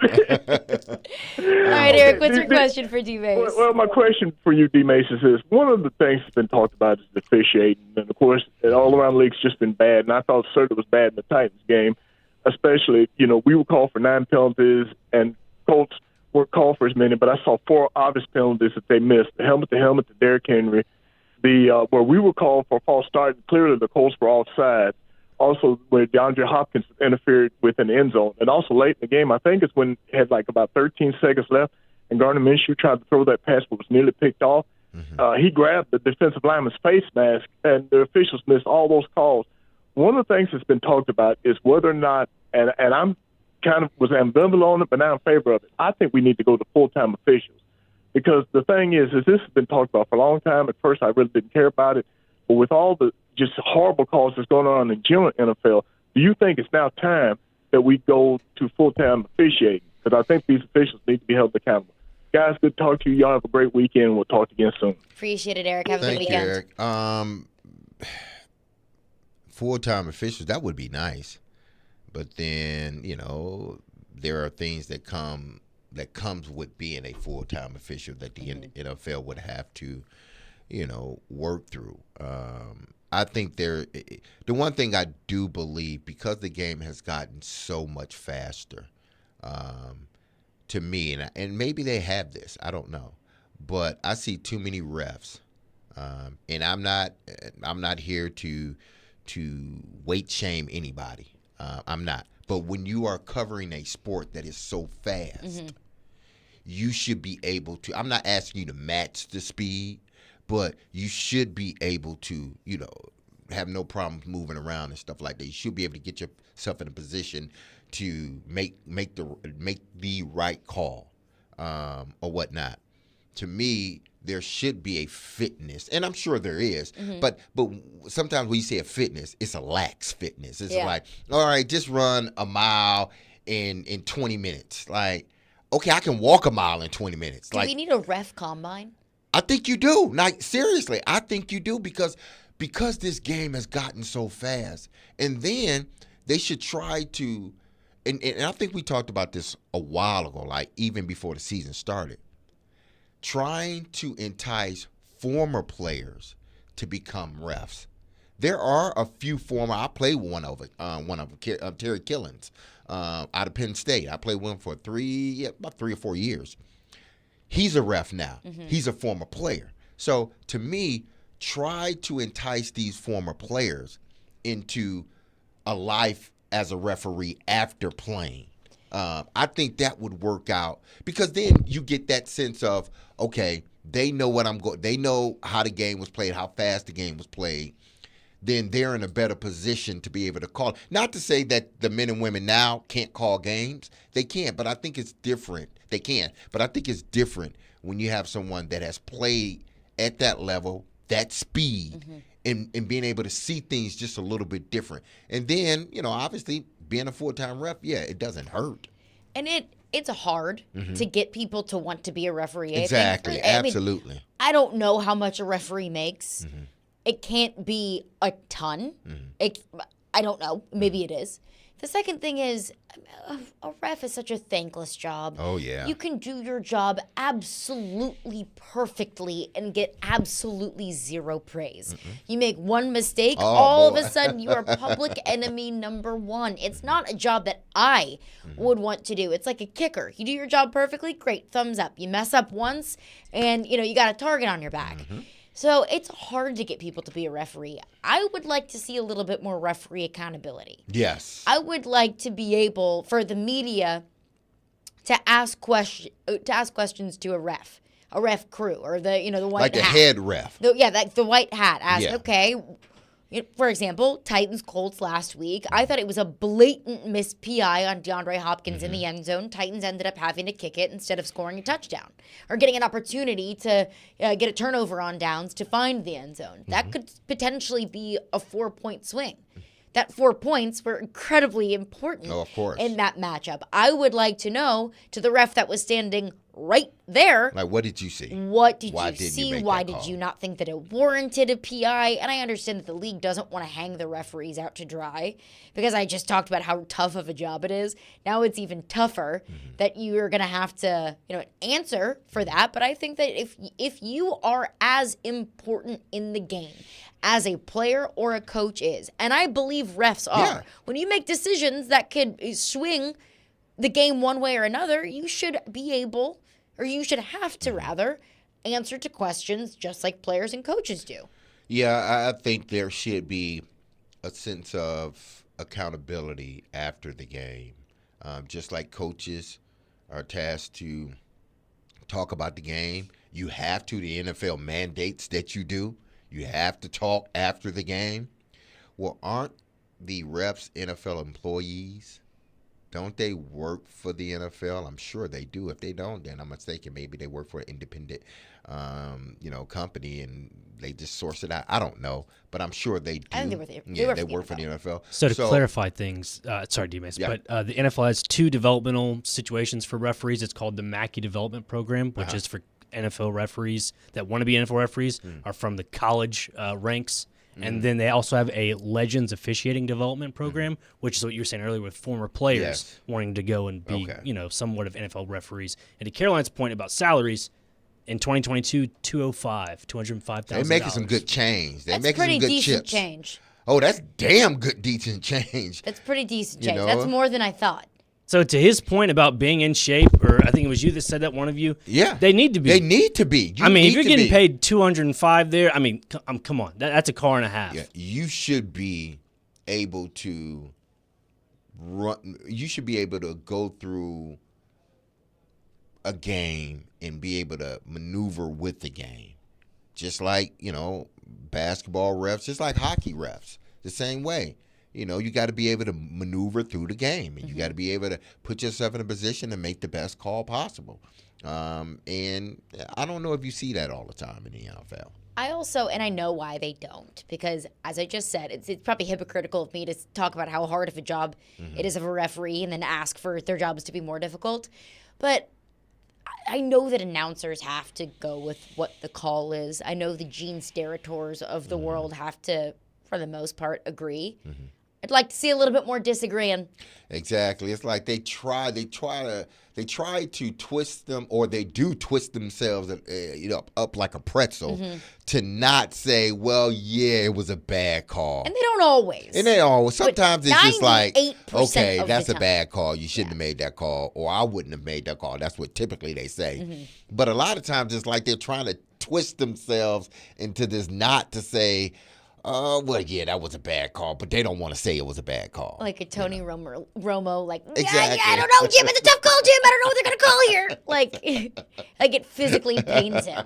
It's like a kid that gets caught with his mom in the middle of the night, like, oh, I'm sorry, was I not supposed to eat that Oreo cookie? Yeah. Like, wait a minute. Never mind. I'll put it back. I'll put it back. More questions for D-Mase coming up next. Hey, join Jared Stillman, Chris Sanders, and Derek Mason at Twin Peaks in Madison this Monday from 4 to 6 p.m. for our NFL pregame show. They'll break down the Titans' Week 14 matchup against the Dolphins and give you the latest updates before the game. Our NFL pregame show is presented by Parman Tractor and Equipment and Beast Unleashed.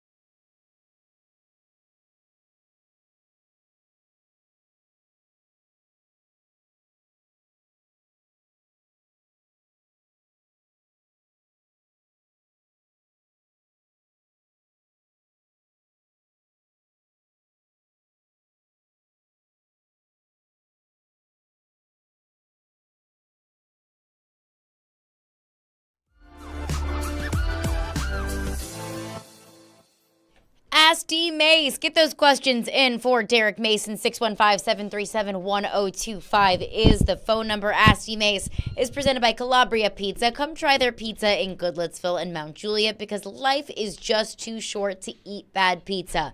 Let's get back into your questions for D-Mase. One texter texts in, ask D-Mase, do you think that when Mike Vrabel is camera panned on the sidelines with his head down, if he's counting the blades of grass and trying to debate whether or not he wants to trade the grass for the grass in New England? Quite literally, grass is greener. I don't think that is. I mean, a lot of things could be going through his mind. It's just, I don't know. It could be, what happened, what is happening now, what happened the play before, or, the play that you are thinking about calling, next. It could be a gamut of things that coach is thinking about. Sometimes it's not even about the game. It's just, sometimes you don't even have any thoughts. It's just like you're thoughtless at the point, and it happens, especially when you're having a season like the Titans are having. I think every time, situations happen like that where you may see Vrabel panning down, he's just trying to think of a solution to what's going on. He could be frustrated as well. So there could be a gamut of things running through his mind. I've heard a lot of this, text line, Twitter, on some of our other shows, of Titans fans saying, well, Mike Vrabel always looks miserable. I'm sure he is miserable. I would be miserable, too, if I was losing. This team is 4-8. This team is not very good. Mike Vrabel's feeling the heat. We see the articles. We see the Greg Bedard reports. I'm sure he sees the fire Mike Vrabel signs that are up in certain establishments around downtown Nashville. I'm sure he is miserable. They're losing. Yeah. Honestly, he should feel miserable because how would we feel? How would Titans fans feel if Mike Vrabel got to the podium all jolly? Exactly. If Mike Vrabel was on the sidelines with a big old smile on his face, super happy to be, having 2 punts blocked. He would. The fans wouldn't like that. If Titans fans are miserable, how do you think he feels? Of course, he's miserable. He's miserable, but he's trying to make the best out of this situation. And then, listen, whether his seat is hot or not, I think you just feel it as a head coach. Yeah. You feel it like this ain't like what's going on isn't right. Yeah, my job may be secure, but if this thing get worse, is it? Like if we continue to lose throughout this season, if we don't win another game, is my job really secure? I mean, we said that when the Diana Rossini report came out in The Athletic of Amy Adams Strunk, and she said higher-ups. I'll say higher-ups. Higher-ups said they believe they have the coach in place for long-term success. We said, yeah, today. Yeah. What about next week? What about 2 weeks from now? What about the end of the season? Yes. You reserve the right to change your mind. Yeah, you do. He feels it. He wants to win. Mike Vrabel wants to win football games, and they're not. That's frustrating. And the other part of the question about, the grass in New England. That grass in New England ain't very green right now. No, it's not green. They've got a quarterback situation. Their roster's not very good. They're one of the worst teams in the NFL. So it's not like Mike Vrabel is fantasizing about how wonderful life would be like as the Patriots head coach right now. Nah, that hasn't entered his brain, especially not on the sidelines when he's coaching. I hope sure not. It hasn't. If you're thinking about New England while you're losing on the sideline, maybe you should be let go. We got a problem. Yeah. Another texter asked D-Mase, how good is the Dolphins' defense? They're a good defense. They've gotten Jalen Ramsey back.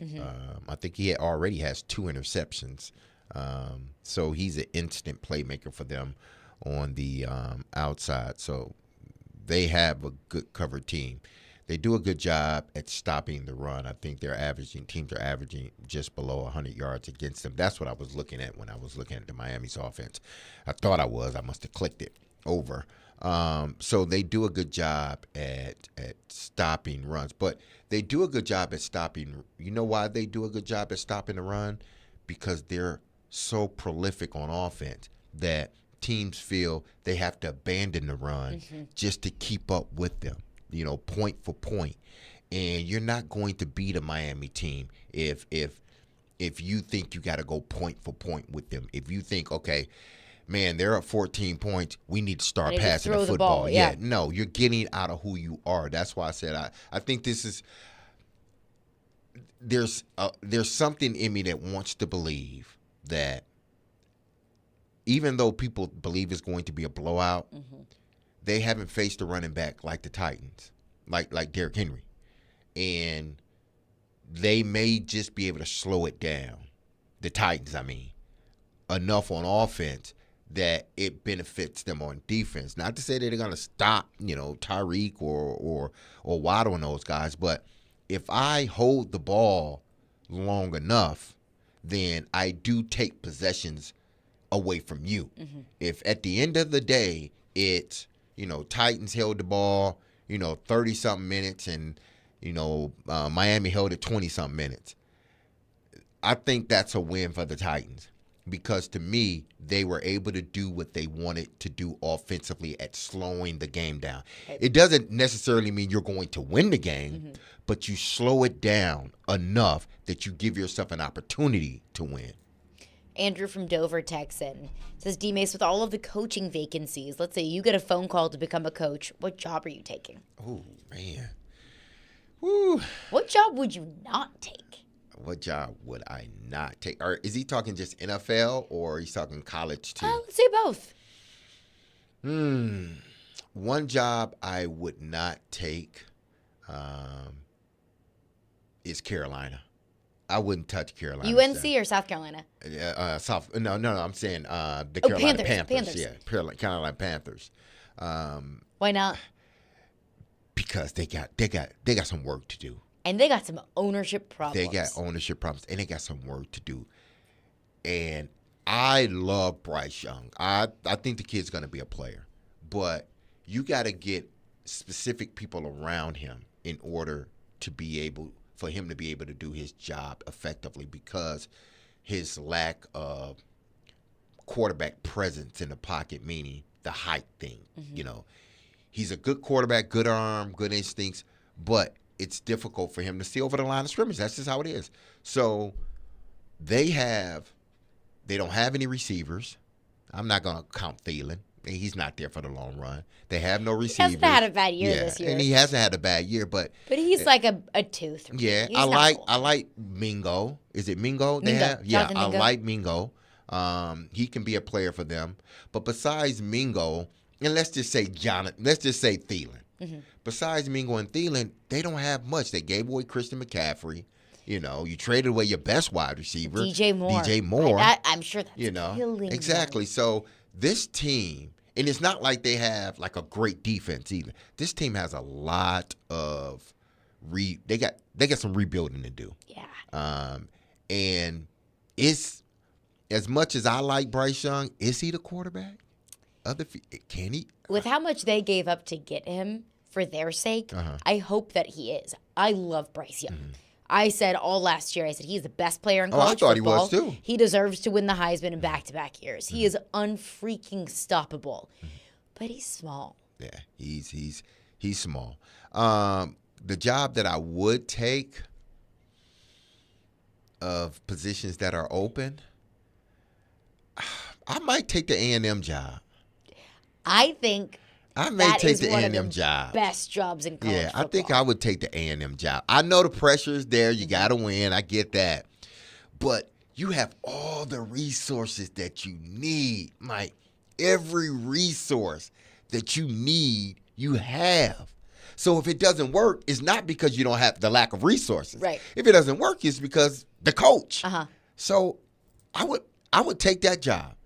I would take the Texas A&M job. Expectations. And those expectations get even higher with Texas joining the SEC. Yes. And that becomes the game that you have to win. I would love to beat Saban. I would just love to beat Saban and then beat Kirby.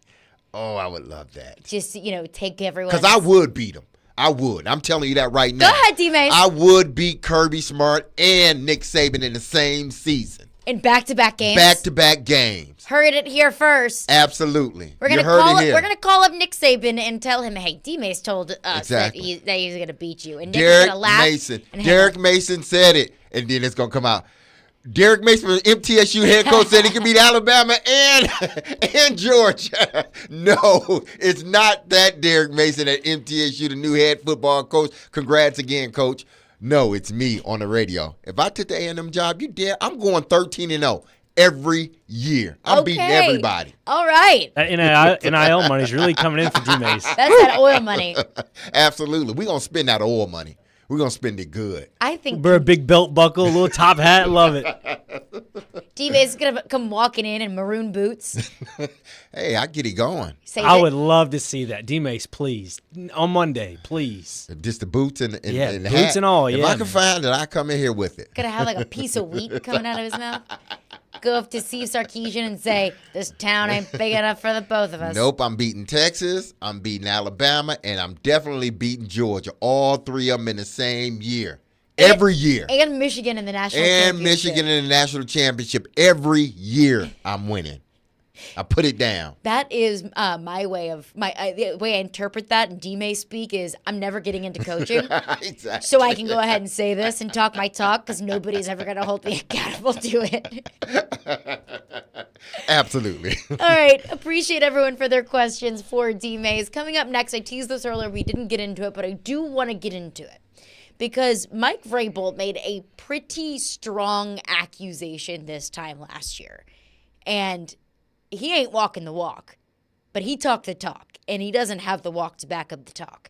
And we'll get into that coming up next. Caroline, Willy, D-Mase. Tune into 93.3 Classic Hits tomorrow for MTSU men's basketball. The Blue Raiders will take on Belmont at the Murphy Center. It's a great game, with pregame beginning at 7 o'clock and tip-off at 7:30. Coverage also available on the 93.3 Classic app and at 93.3classichits.com.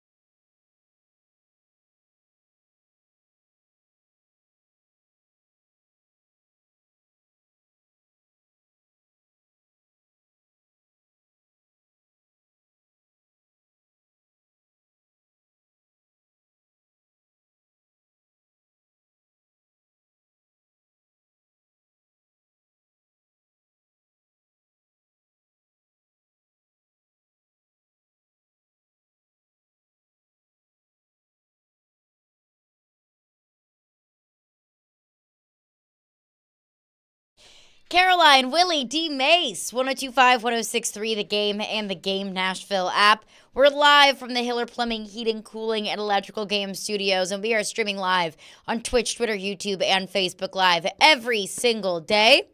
So, Dolphins, on Monday, I almost said this weekend, on Monday Night Football. I think it's going to be a blowout, but hey, prove me wrong. We'll see a familiar face, David Long Jr., of course, signed with the Dolphins this last offseason. And David Long Jr. was one of those Titans that really got put on blast by Mike Vrabel at the end of this last season, January-ish, I believe it was early January, when Mike Vrabel talked about the repeat offenders of soft tissue injuries. He called out David Long Jr., he called out Christian Fulton, and look, Mike Vrabel wasn't wrong. Those two constantly, we still see it with Christian Fulton, off and on the field, healed a soft tissue injury, re-injured it in a game, in practice, limited availability in practice, limited participation in practice. It was a constant thing, and it was something that plagued this Titans team for the last 2 years. Football injuries are inevitable. Unfortunately, they're part of the sport.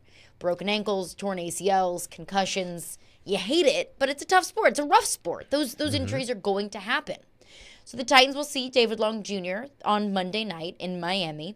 Mike Vrabel was asked about David Long Jr., seeing him again, and the soft tissue injuries. This was Mike Vrabel at his media availability earlier this week. I think, I'm not going to go back. You guys, answering questions about injuries, just pointing out that, when you list all the injuries, that some of those guys had, the same injury. They came back and had the same injury. I really enjoyed my time with David. I don't think that, loved coaching him. I'm excited to see him. I'm happy for him. Of course, I'm happy for him. He's persevered here and he's gone down and, new opportunity. And they're, so again, we're going to have to block him. And, but I think when you, however it was phrased or said, it was the same injury. The guy was trying to come back and had the same injury and, couldn't play. So that was, I guess, the answer to my question, at the time. But we're going to have to block him if we want to gain some yards when we run the ball. So David Long Jr., Mike Vrabel keeps saying he had the same injury. Well, did that injury magically heal when he went to Miami? David Long Jr. hasn't missed a game. David Long Jr. has played in all 12 games so far this season. David Long Jr. played in 12 games for the Titans in the entirety of the season last year. And even in those games, he was on and off the field. He was limited in a good bit of those 12 games that he saw action with the Titans last year. I'll go back to A.J. Brown. In 2021, his last season with the Titans, he had some injury issues. He was on and off the field. He'd play a little bit, and then he'd be sidelined for a little bit. That hasn't been an issue in Philadelphia. But let's look at the other player that Mike Vrabel called out. Repeat offender, Christian Fulton. He's still a repeat offender. He didn't practice yesterday. He's on the injury report this week. I don't know if we're going to see Christian Fulton this week against the Dolphins. So I find it very suspect that David Long Jr. and Christian Fulton both were the repeat offenders. David Long Jr. goes to Miami. He's no longer a repeat offender. That player was a repeat offender last year, still is this year. I find it very strange that this trend continues of players being injured in Tennessee, and once they leave, they're magically no longer injured. And I don't know what that is, D-Mase, but that's concerning to me. Yeah, it should be concerning that, what you deemed a person to be a repeat offender, and then you slowly, it's like you tried to walk it back in a sense when it was asked of you again. You walk it back. You kind of have to walk it back. You walk it back, and, you walk it back because, well, it's not what I meant, or, well, you're the one that said it. You said repeat offenders, and you knew exactly who you were talking about. That's why you chose not to sign those guys back. David Long Jr.'s been a good player in Miami. Exactly. And he could have been a good player. Well, he was a good player in your system. But now he's went on, and he's a good player in Miami's system. And the key thing is he's been available for Miami for all 12 games. So I don't know why, guys tend to have certain injuries here, and I'm not even talking about, like the ankle injuries that we've seen guys have. Soft tissue. Yeah, I'm talking about soft tissue injuries. Why have guys had those injuries here, but then once they go off other places, just say in recent history, the last few years, they go off to other places, and they're not dealing with those injuries anymore? Why is that? I don't have an answer for that one. Because I don't want to come off as if I'm blaming the training staff, because I know how hard they work, and they try to do and go out of their way for these men and try to make sure they have everything they need from a physical standpoint to make sure they're ready the minute they go out on the football field. So I'm not going to put this. In what I'm saying, I'm not trying to allude to the training staff not being good, because I think they are terrific. But for some strange reason, you have guys dealing here next year. I want to see if he's still dealing with hamstring issues next year, this next stop. So it just depends. But, yeah, it's crazy that guys have dealt with injuries here, soft tissue injuries here, and then they've gone there other places, and at least as we speak now, they haven't dealt with those injuries. There are a few different things I think I could look to. Mm-hmm. Two things that I don't feel qualified in evaluating are the medical staff and the training staff. That's one thing that was talked a lot about last year, was you need to change the training staff, because how in the world can you be the most injured team in the league 2 years in a row? And I get that. I understand that sentiment, that at a certain point, luck is no longer a factor here. It's a continued trend week over week, year over year. But I don't know what the Titans training staff does that might be different than another team. I mean, you've been at different teams. How different are training staffs from team to team? They're different. I think they are. And listen, the guys, were wonderful here when I was here. Don and everybody else over there with the Titans. When I did leave and went somewhere else, the treatment was still the same. Like, these two training staff were great, but one training staff went even further. Like, they went over and be like, you can go ask them for anything, and they will make phone calls, and they will make sure you have it. But that was the owner. The owner said, listen, I want to make sure I'm doing everything possible to make sure y'all have everything y'all need, so there's no excuses out on the field. If you need a grade A, lunchroom, I'm giving it to them.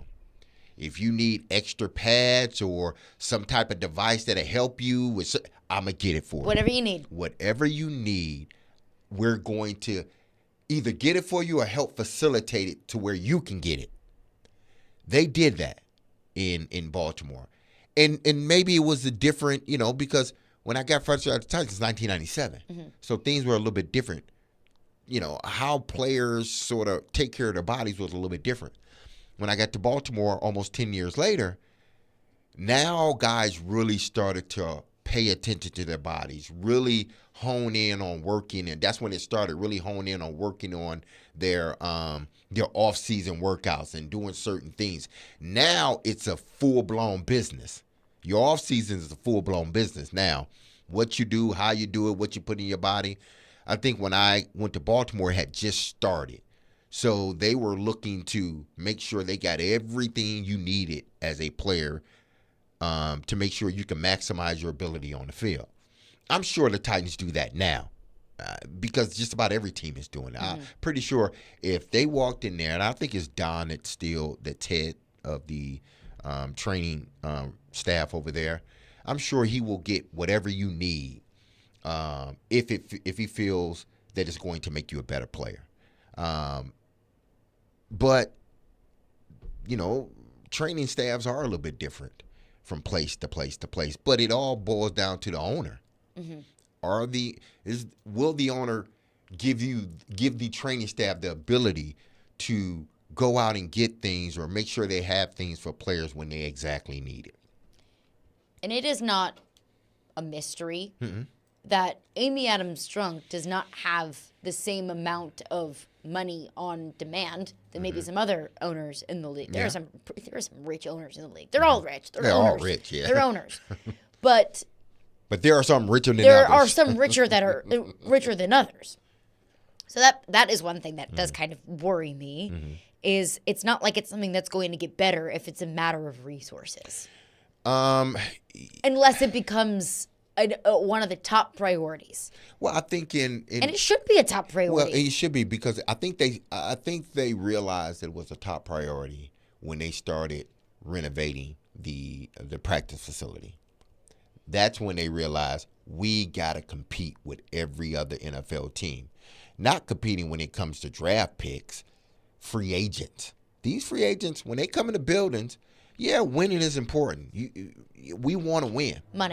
Money's important. We want the money. But I want to walk into a place that I love coming into.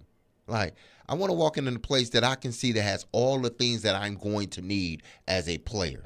You got everything that I'm going to need. It all looks shiny and new and good. Guys, think about that. Those are things that guys, why do you think they renovated that place?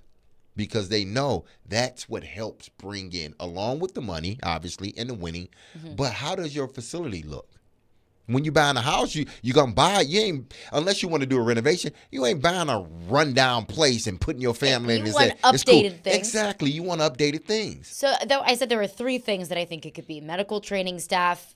Maybe it is them. Maybe it's not. I don't know. I cannot evaluate that. Yeah. The third thing that I think could be the culprit is the rigor of the practice schedule.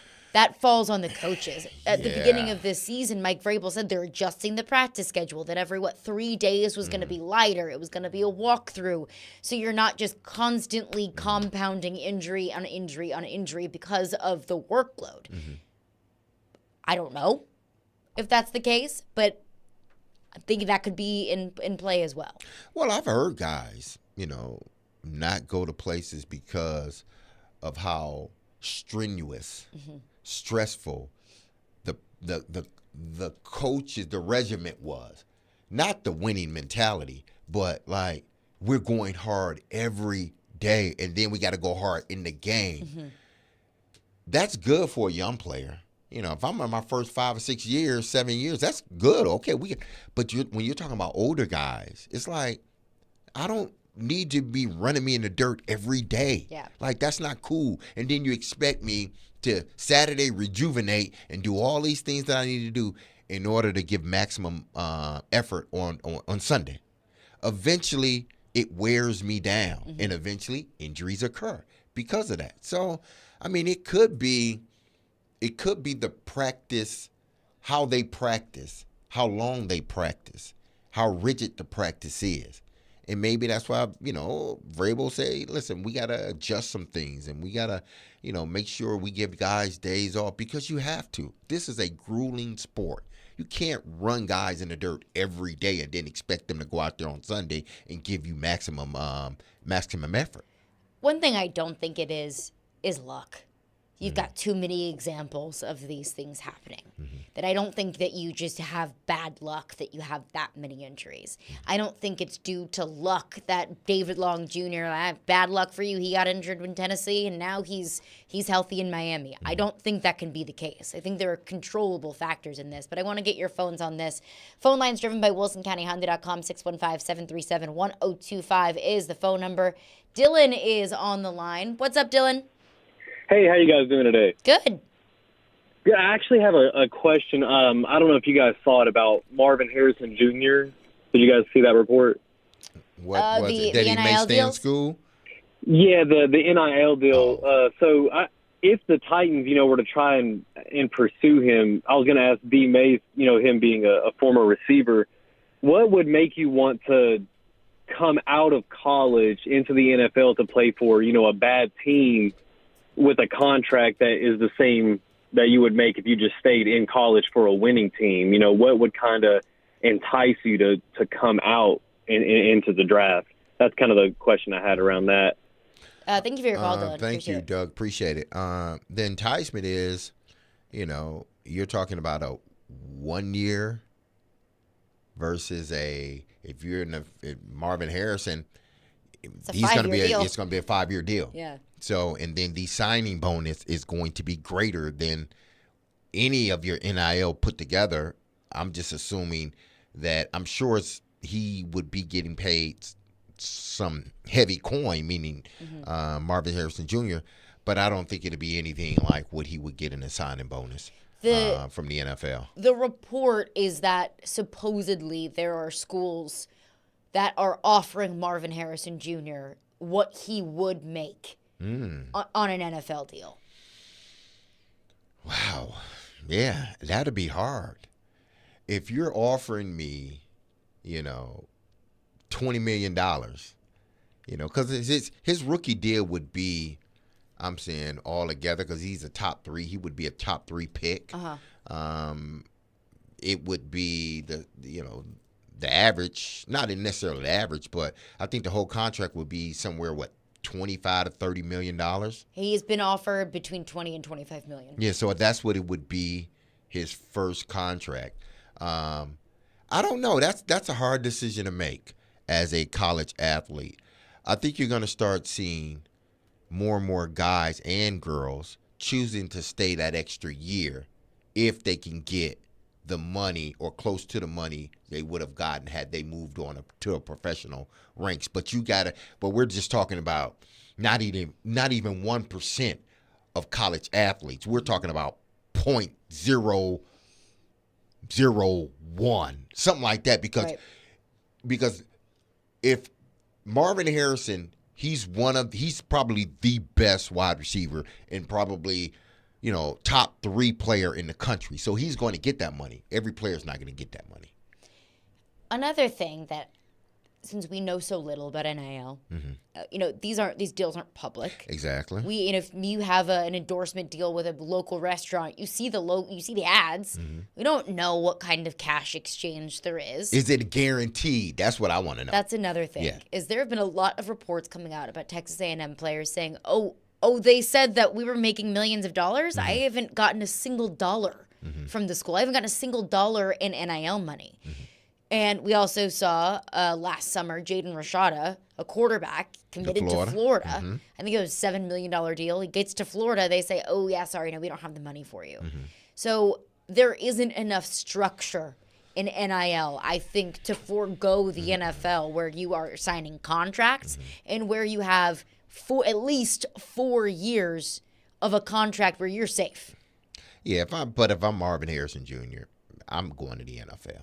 I'm not going to even chance it. Yeah. I'm not chancing it. I'm going to the NFL, and because you get hurt in college, then what? Yeah, you probably made that money then, but after that, how much money did you leave on the table? Exactly. How much money did you leave on the table? Yeah. I'm declaring for the draft, or I'm just staying at Ohio State. I love college football more than anyone. I love college football. But if I'm Marvin Harrison, I'm going to the NFL. Yeah, it's like peace. I'm going to the NFL. Y'all.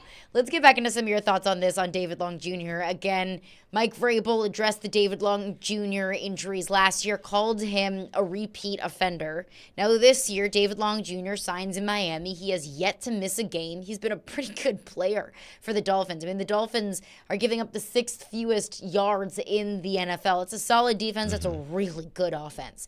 So why is it magically that David Long Jr. can stay healthy in Miami, but he was a, quote, repeat offender, by using Mike Vrabel's terms, in Tennessee? Want to get into your thoughts on that? 615-737-1025 is our phone number. Make your silly underdog picks for your chance to win weekly prizes. You can play at theGameNashville.com or the 1025 The Game app. Silly Underdog Picks is presented by Volunteer Hose and Gasket.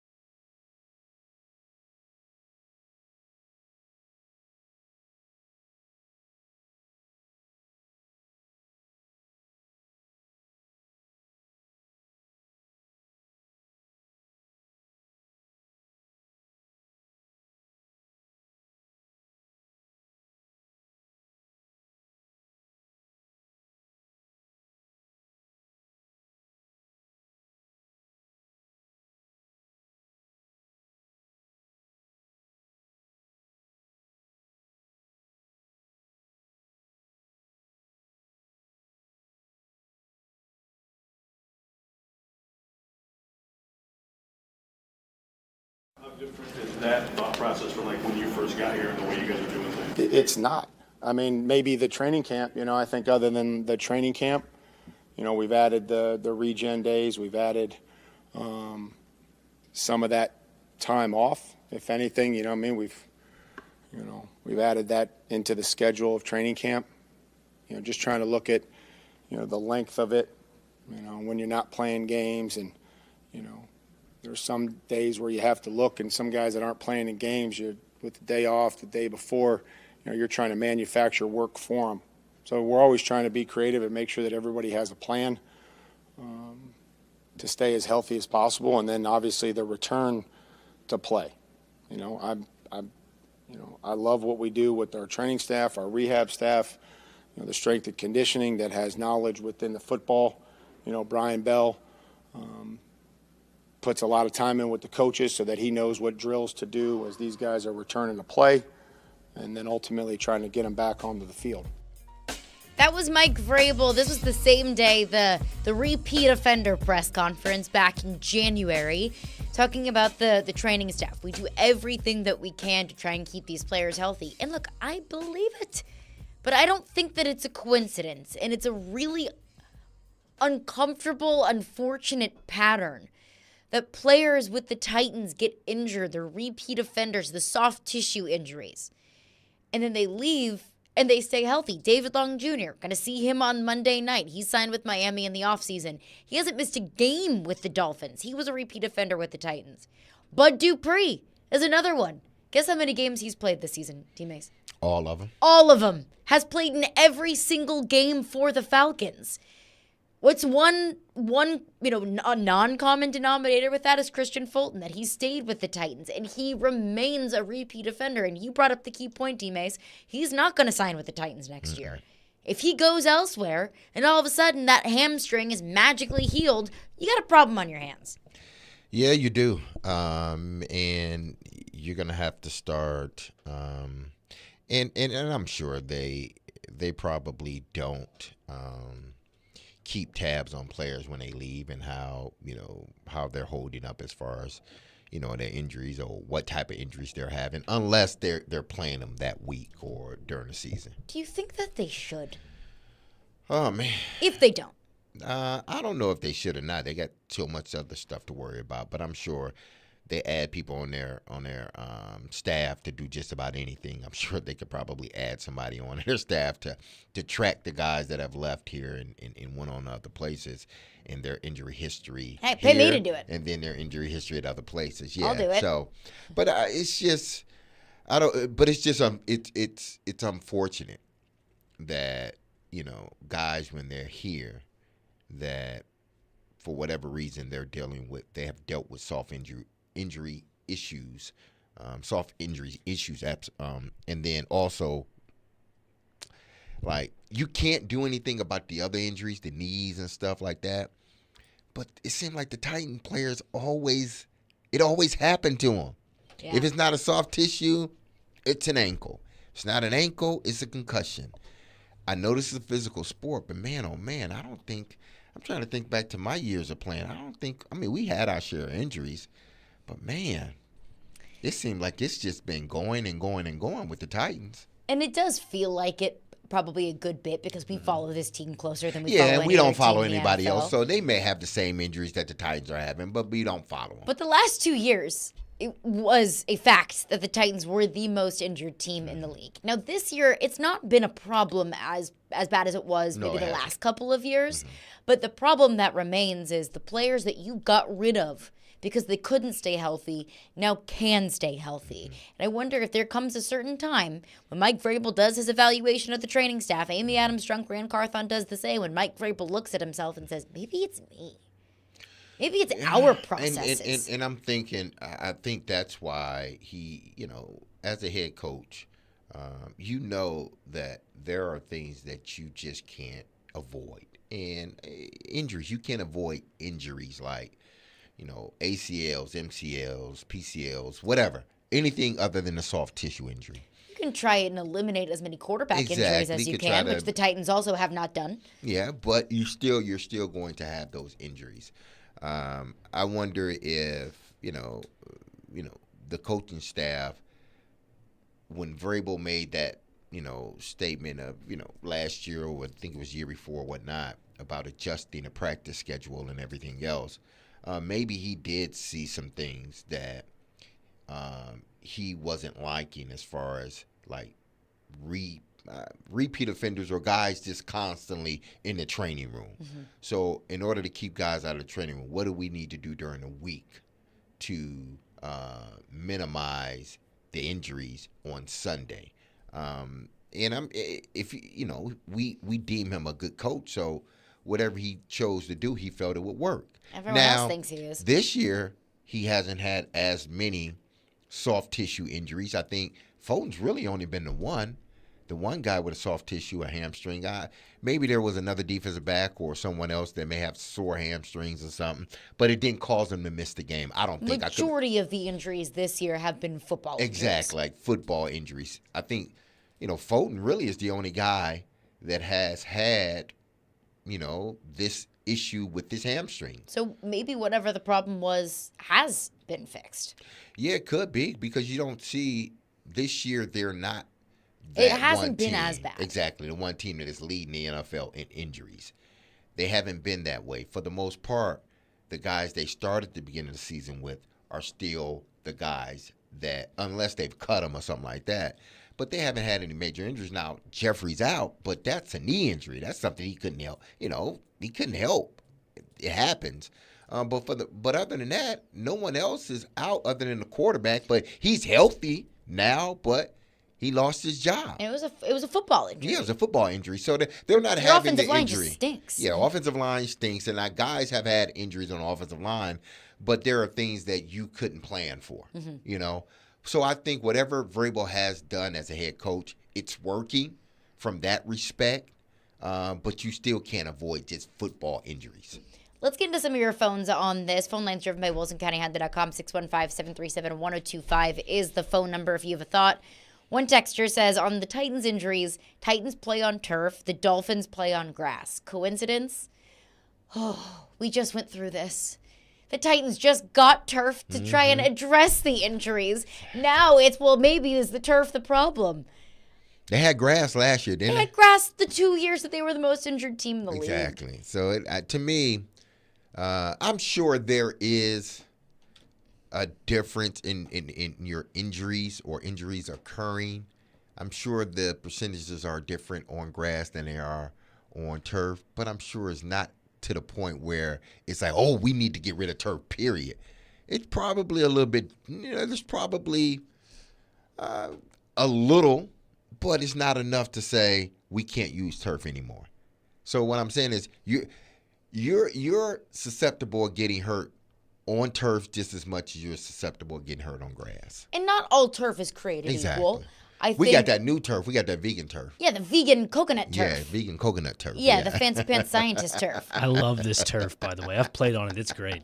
It's great? It is great. Okay. There's like little pellets from like wine bottles, the corks. Oh, it's a cork? Yeah, that's exactly what's in it. It's the vegan turf. Yeah, vegan turf. Awfully bougie. Yeah, it's so when the wet weather comes in, it absorbs the water and all that stuff. Oh. It's like Metro Helix turf, I do believe, the proper name. Double helix, whoop-de-doo, whatever it is. Yeah, vegan turf. But I've heard, the Jets turf is, the MetLife turf is apparently bad. Or the Indianapolis Colts turf is worse than maybe other turfs.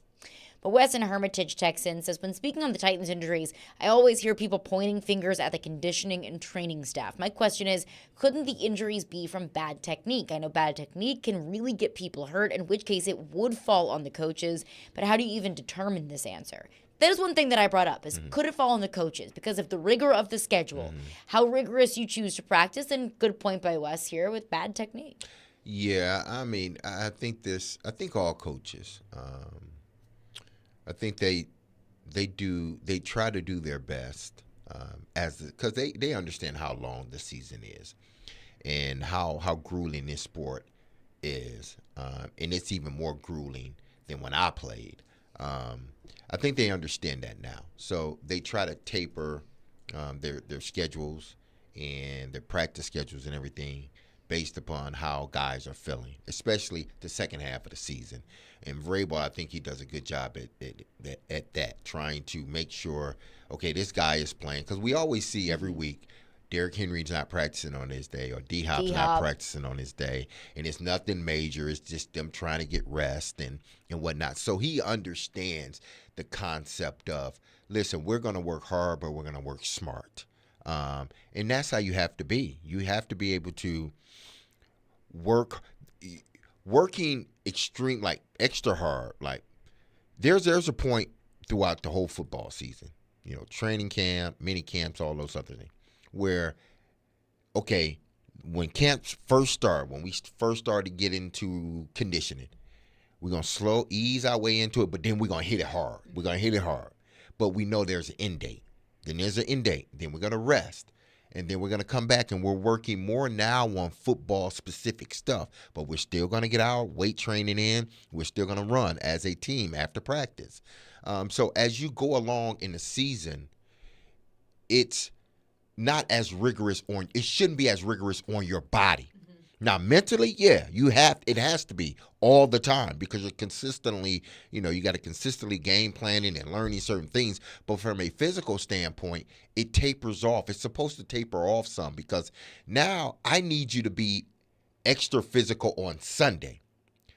Monday through Saturday, I don't need to run your body in the dirt. I don't, because you're not going to be available for me the way I want you to be on Sunday. So I think from that respect, teams have figured it out. And I know Vrabel has figured it out too, that we're going to work hard leading up to the season. Doesn't mean we're just not going to work hard during the season, but we're going to work smarter now during the season. Right. Jonathan Texan says they both, I'm assuming both means Christian Fulton and David Long Jr., had a whole offseason to get healthy. We talked to Christian Fulton at training camp, and he told us, this is the best I've felt since I've gotten into the league, that when you train for the combine, maybe you start your rookie season, you're not really 100% physically ready for the rigor of an NFL training camp. And so that set him behind, and he never got really healthy, and he was just kind of trying to catch up. He said this was the first time that he felt like, I can stay healthy, and he hasn't. David Long Jr. had the same amount of an offseason. Yeah. I try to, when thinking about this, I try to sort of thinking about it from my perspective, but then now, knowing the game has turned, it's a little bit different now. Like, it's hard for me to coach an individual now, like a receiver now, because a lot of these techniques have changed. Yeah. The way you get off the line of scrimmage, you're not pressing no more anymore. So the way you get off the line of scrimmage is a little bit different. These moves that they're doing before they get in the route, I don't understand it. I don't like it, but it is what it is. I don't like all this gyrating and all this other stuff before you get in your route. Just make a move, get in your route. You ain't got time to be doing all that.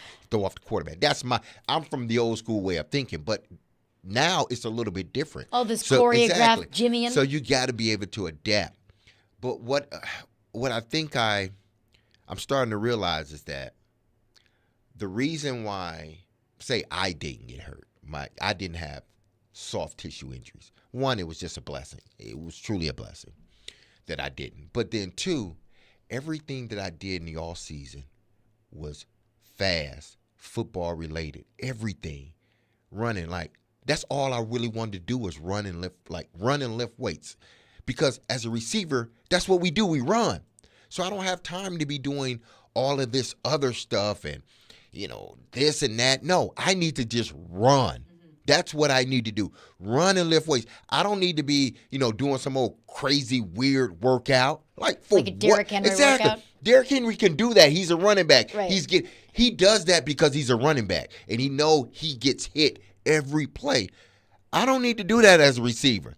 I don't need to be doing these crazy, workouts and stuff. Why? Because eventually that breaks your body down. And you're taking your body, you're going into a season. Now, maybe you don't need to be that strong. Maybe, I don't need to lift the world. I didn't lift the world. I tried not to lift the world. Why? I need to lift just enough to be strong enough to get that guy off of me or hold that guy up on the block. I don't need to outlift the linebackers. I don't need to outlift the defensive linemen or the offensive linemen. I need to be strong enough to do my job. I need to be flexible enough to do my job. I need to be in condition enough to do my job. And that's what I was.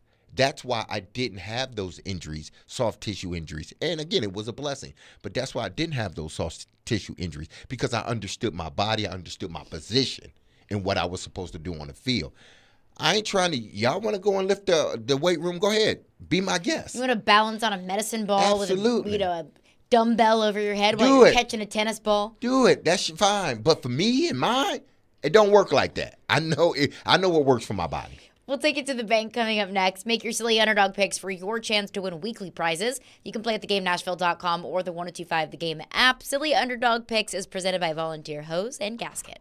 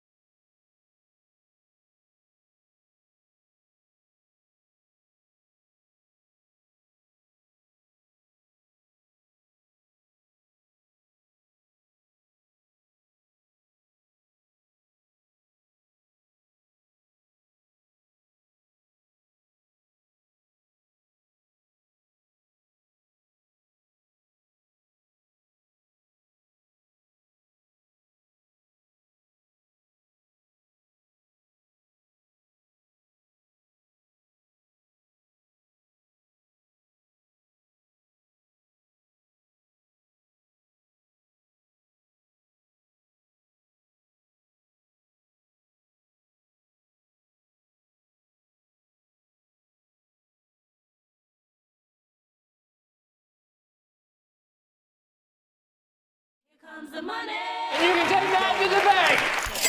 Here comes the money. It's now time to take it to the bank with F&M Bank. At F&M Bank, their mission is to make lives better by making banking easier. Less worry, more living. F&M Bank.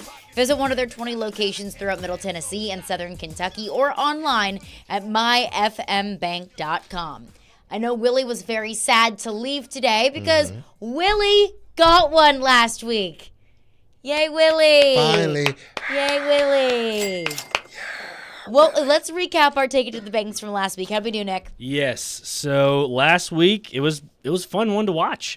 So Caroline had Bo Nix throw an interception. Cha-ching. Cha-ching on Bo that Nix one. throws picks. That is one thing that I know for Might as well sure. coin that. Just coin that. Should I trademark that? You should. You should. I spoke into existence a not very good Bo Nix game, I like to think. I hope so. You know, people think so. Yeah, I did it. Bama, 100-plus rushing yards combined, had 114 as a team. So another one. Cha-ching. There you go. That's a nice solid Against that 10. Georgia D. Yeah, surprisingly, they showed up and played. As for D-Mase, he had Pearl Cone to win the state championship. Ching, ching. Let's go, Pearl Cone. Home. What a game that was. Oh, it was. It was incredible. a good game. It was a great week of Tennessee high school football. Oh, absolutely. And also, he had Iowa not to score a touchdown, and everybody knows that was an easy. Ching. 26-0, Michigan won that game. As for Willy, this was something I had to look up, and it was fun to look at. 4 teams will score less than 12 or more or less points, and it was the Chargers with 6, the Patriots with 0, the Jets with 8, and Steelers with 10. So wow, Willy. 4 teams? Gross football. How are the bad. Chargers scoring 6 points in a game? That is a Bill Head Belichick coach. masterclass of keeping them below 10 points. That is football malpractice that Brandon Staley is doing to that football team. Wow. Leaves me speechless. Let's put it that way. How'd you do, Nick? As for myself, I didn't get to say it on the air, but I had the Texans to win. Nico Collins to score a touchdown. Both of those happened. And then I had C.J. Stroud to throw 2 touchdowns. He only threw 1, but hey, it's all right. It's not a perfect 10, but it's up there in points. Good week for the squad. It was a good week. Wow. We all feasted. We had Thanksgiving a little 2 weeks late, but it's okay. That's We'll all right. take it. It's just a day on the calendar. Yeah, exactly. For the standings, we have Carolina at 81 points. Woohoo. D-Mase following very close behind at 78. Oh, yes. Yes. Willy with 51, and then myself at 39 in the bottom. So, yes, this is a good week to rebound for whoever. But Willy did not send in a pick. So he told me he's going to send one in. He did not. Willy's on another bye. Should we pick one for him? I think we should because he is on a hot streak. This is his month. I feel like we should do just team ride. I'm picking something for him. Is Willy's Take It to the Bank this week that Army-Navy is going to be a combined 92 points? I don't know, D-Mase. What do you think? I think that's a good one for Willy. I think that's a good one. Yes. Watch this be the highest scoring Army-Navy game of all time. Watch it be 38-24. Right. Exactly. Yeah. It's like, seriously? Okay. Yeah, I don't know. Well, I guess we'll ponder on that. But Caroline, since you were the big winner, and you and D-Mase as well, go ahead. I will start with one. I have a couple, but I'll start with one. Let everybody, get their Take It to the Bank out there. I'm headed to New York City this weekend. Jaden Daniels to win the Heisman Trophy. Take it to the bank. All right. I like that one. You've been on the Jaden Daniels, just not bandwagon, but his campaign for the Heisman. Everybody wanted to call me a homer. Everybody said, Caroline, you're just saying that because you're an LSU fan. he's How a good do you player. like me now?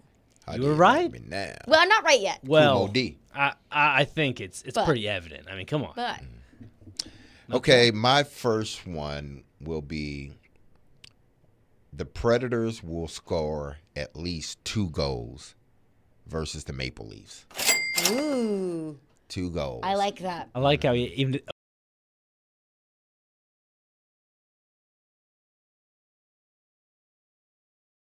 Or at least 2 goals against the Maple Leafs. I like it. What are we Caroline, doing you said this you had week? more?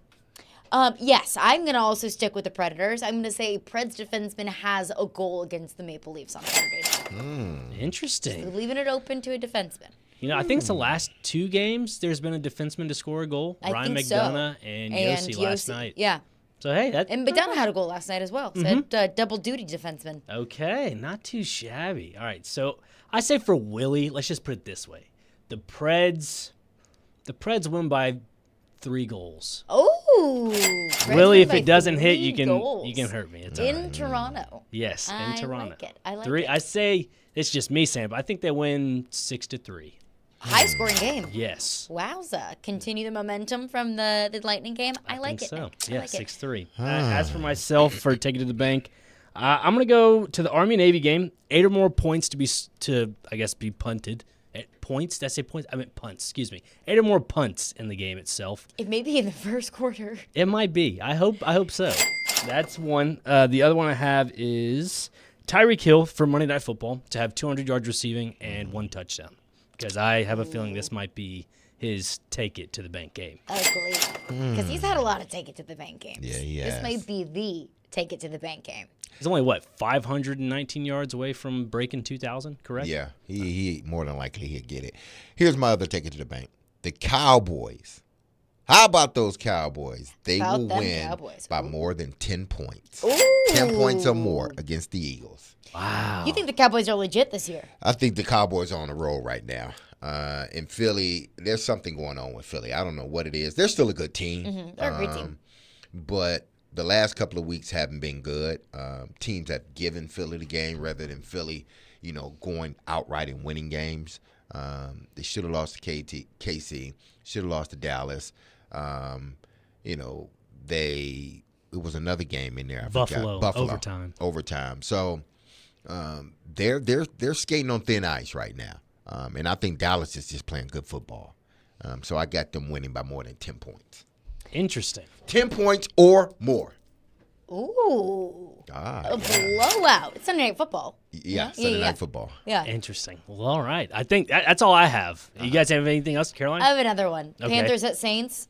Over under 37.5. Under. Under Panthers and 37.5. Paul Kaharski, you don't even work here. Don't you Wu-Tang, dare I see you, Joe. kick me out of this studio where I work when you're going to come in here and just talk about sharding. There is no respect nowadays. My goodness. He was Well, so excited. That is going to do it for us today. Have a good weekend. We'll be back Monday at 11 a.m. A special edition of Robbie, Joe, and Paul is up next. Be love on your people, and happy weekend.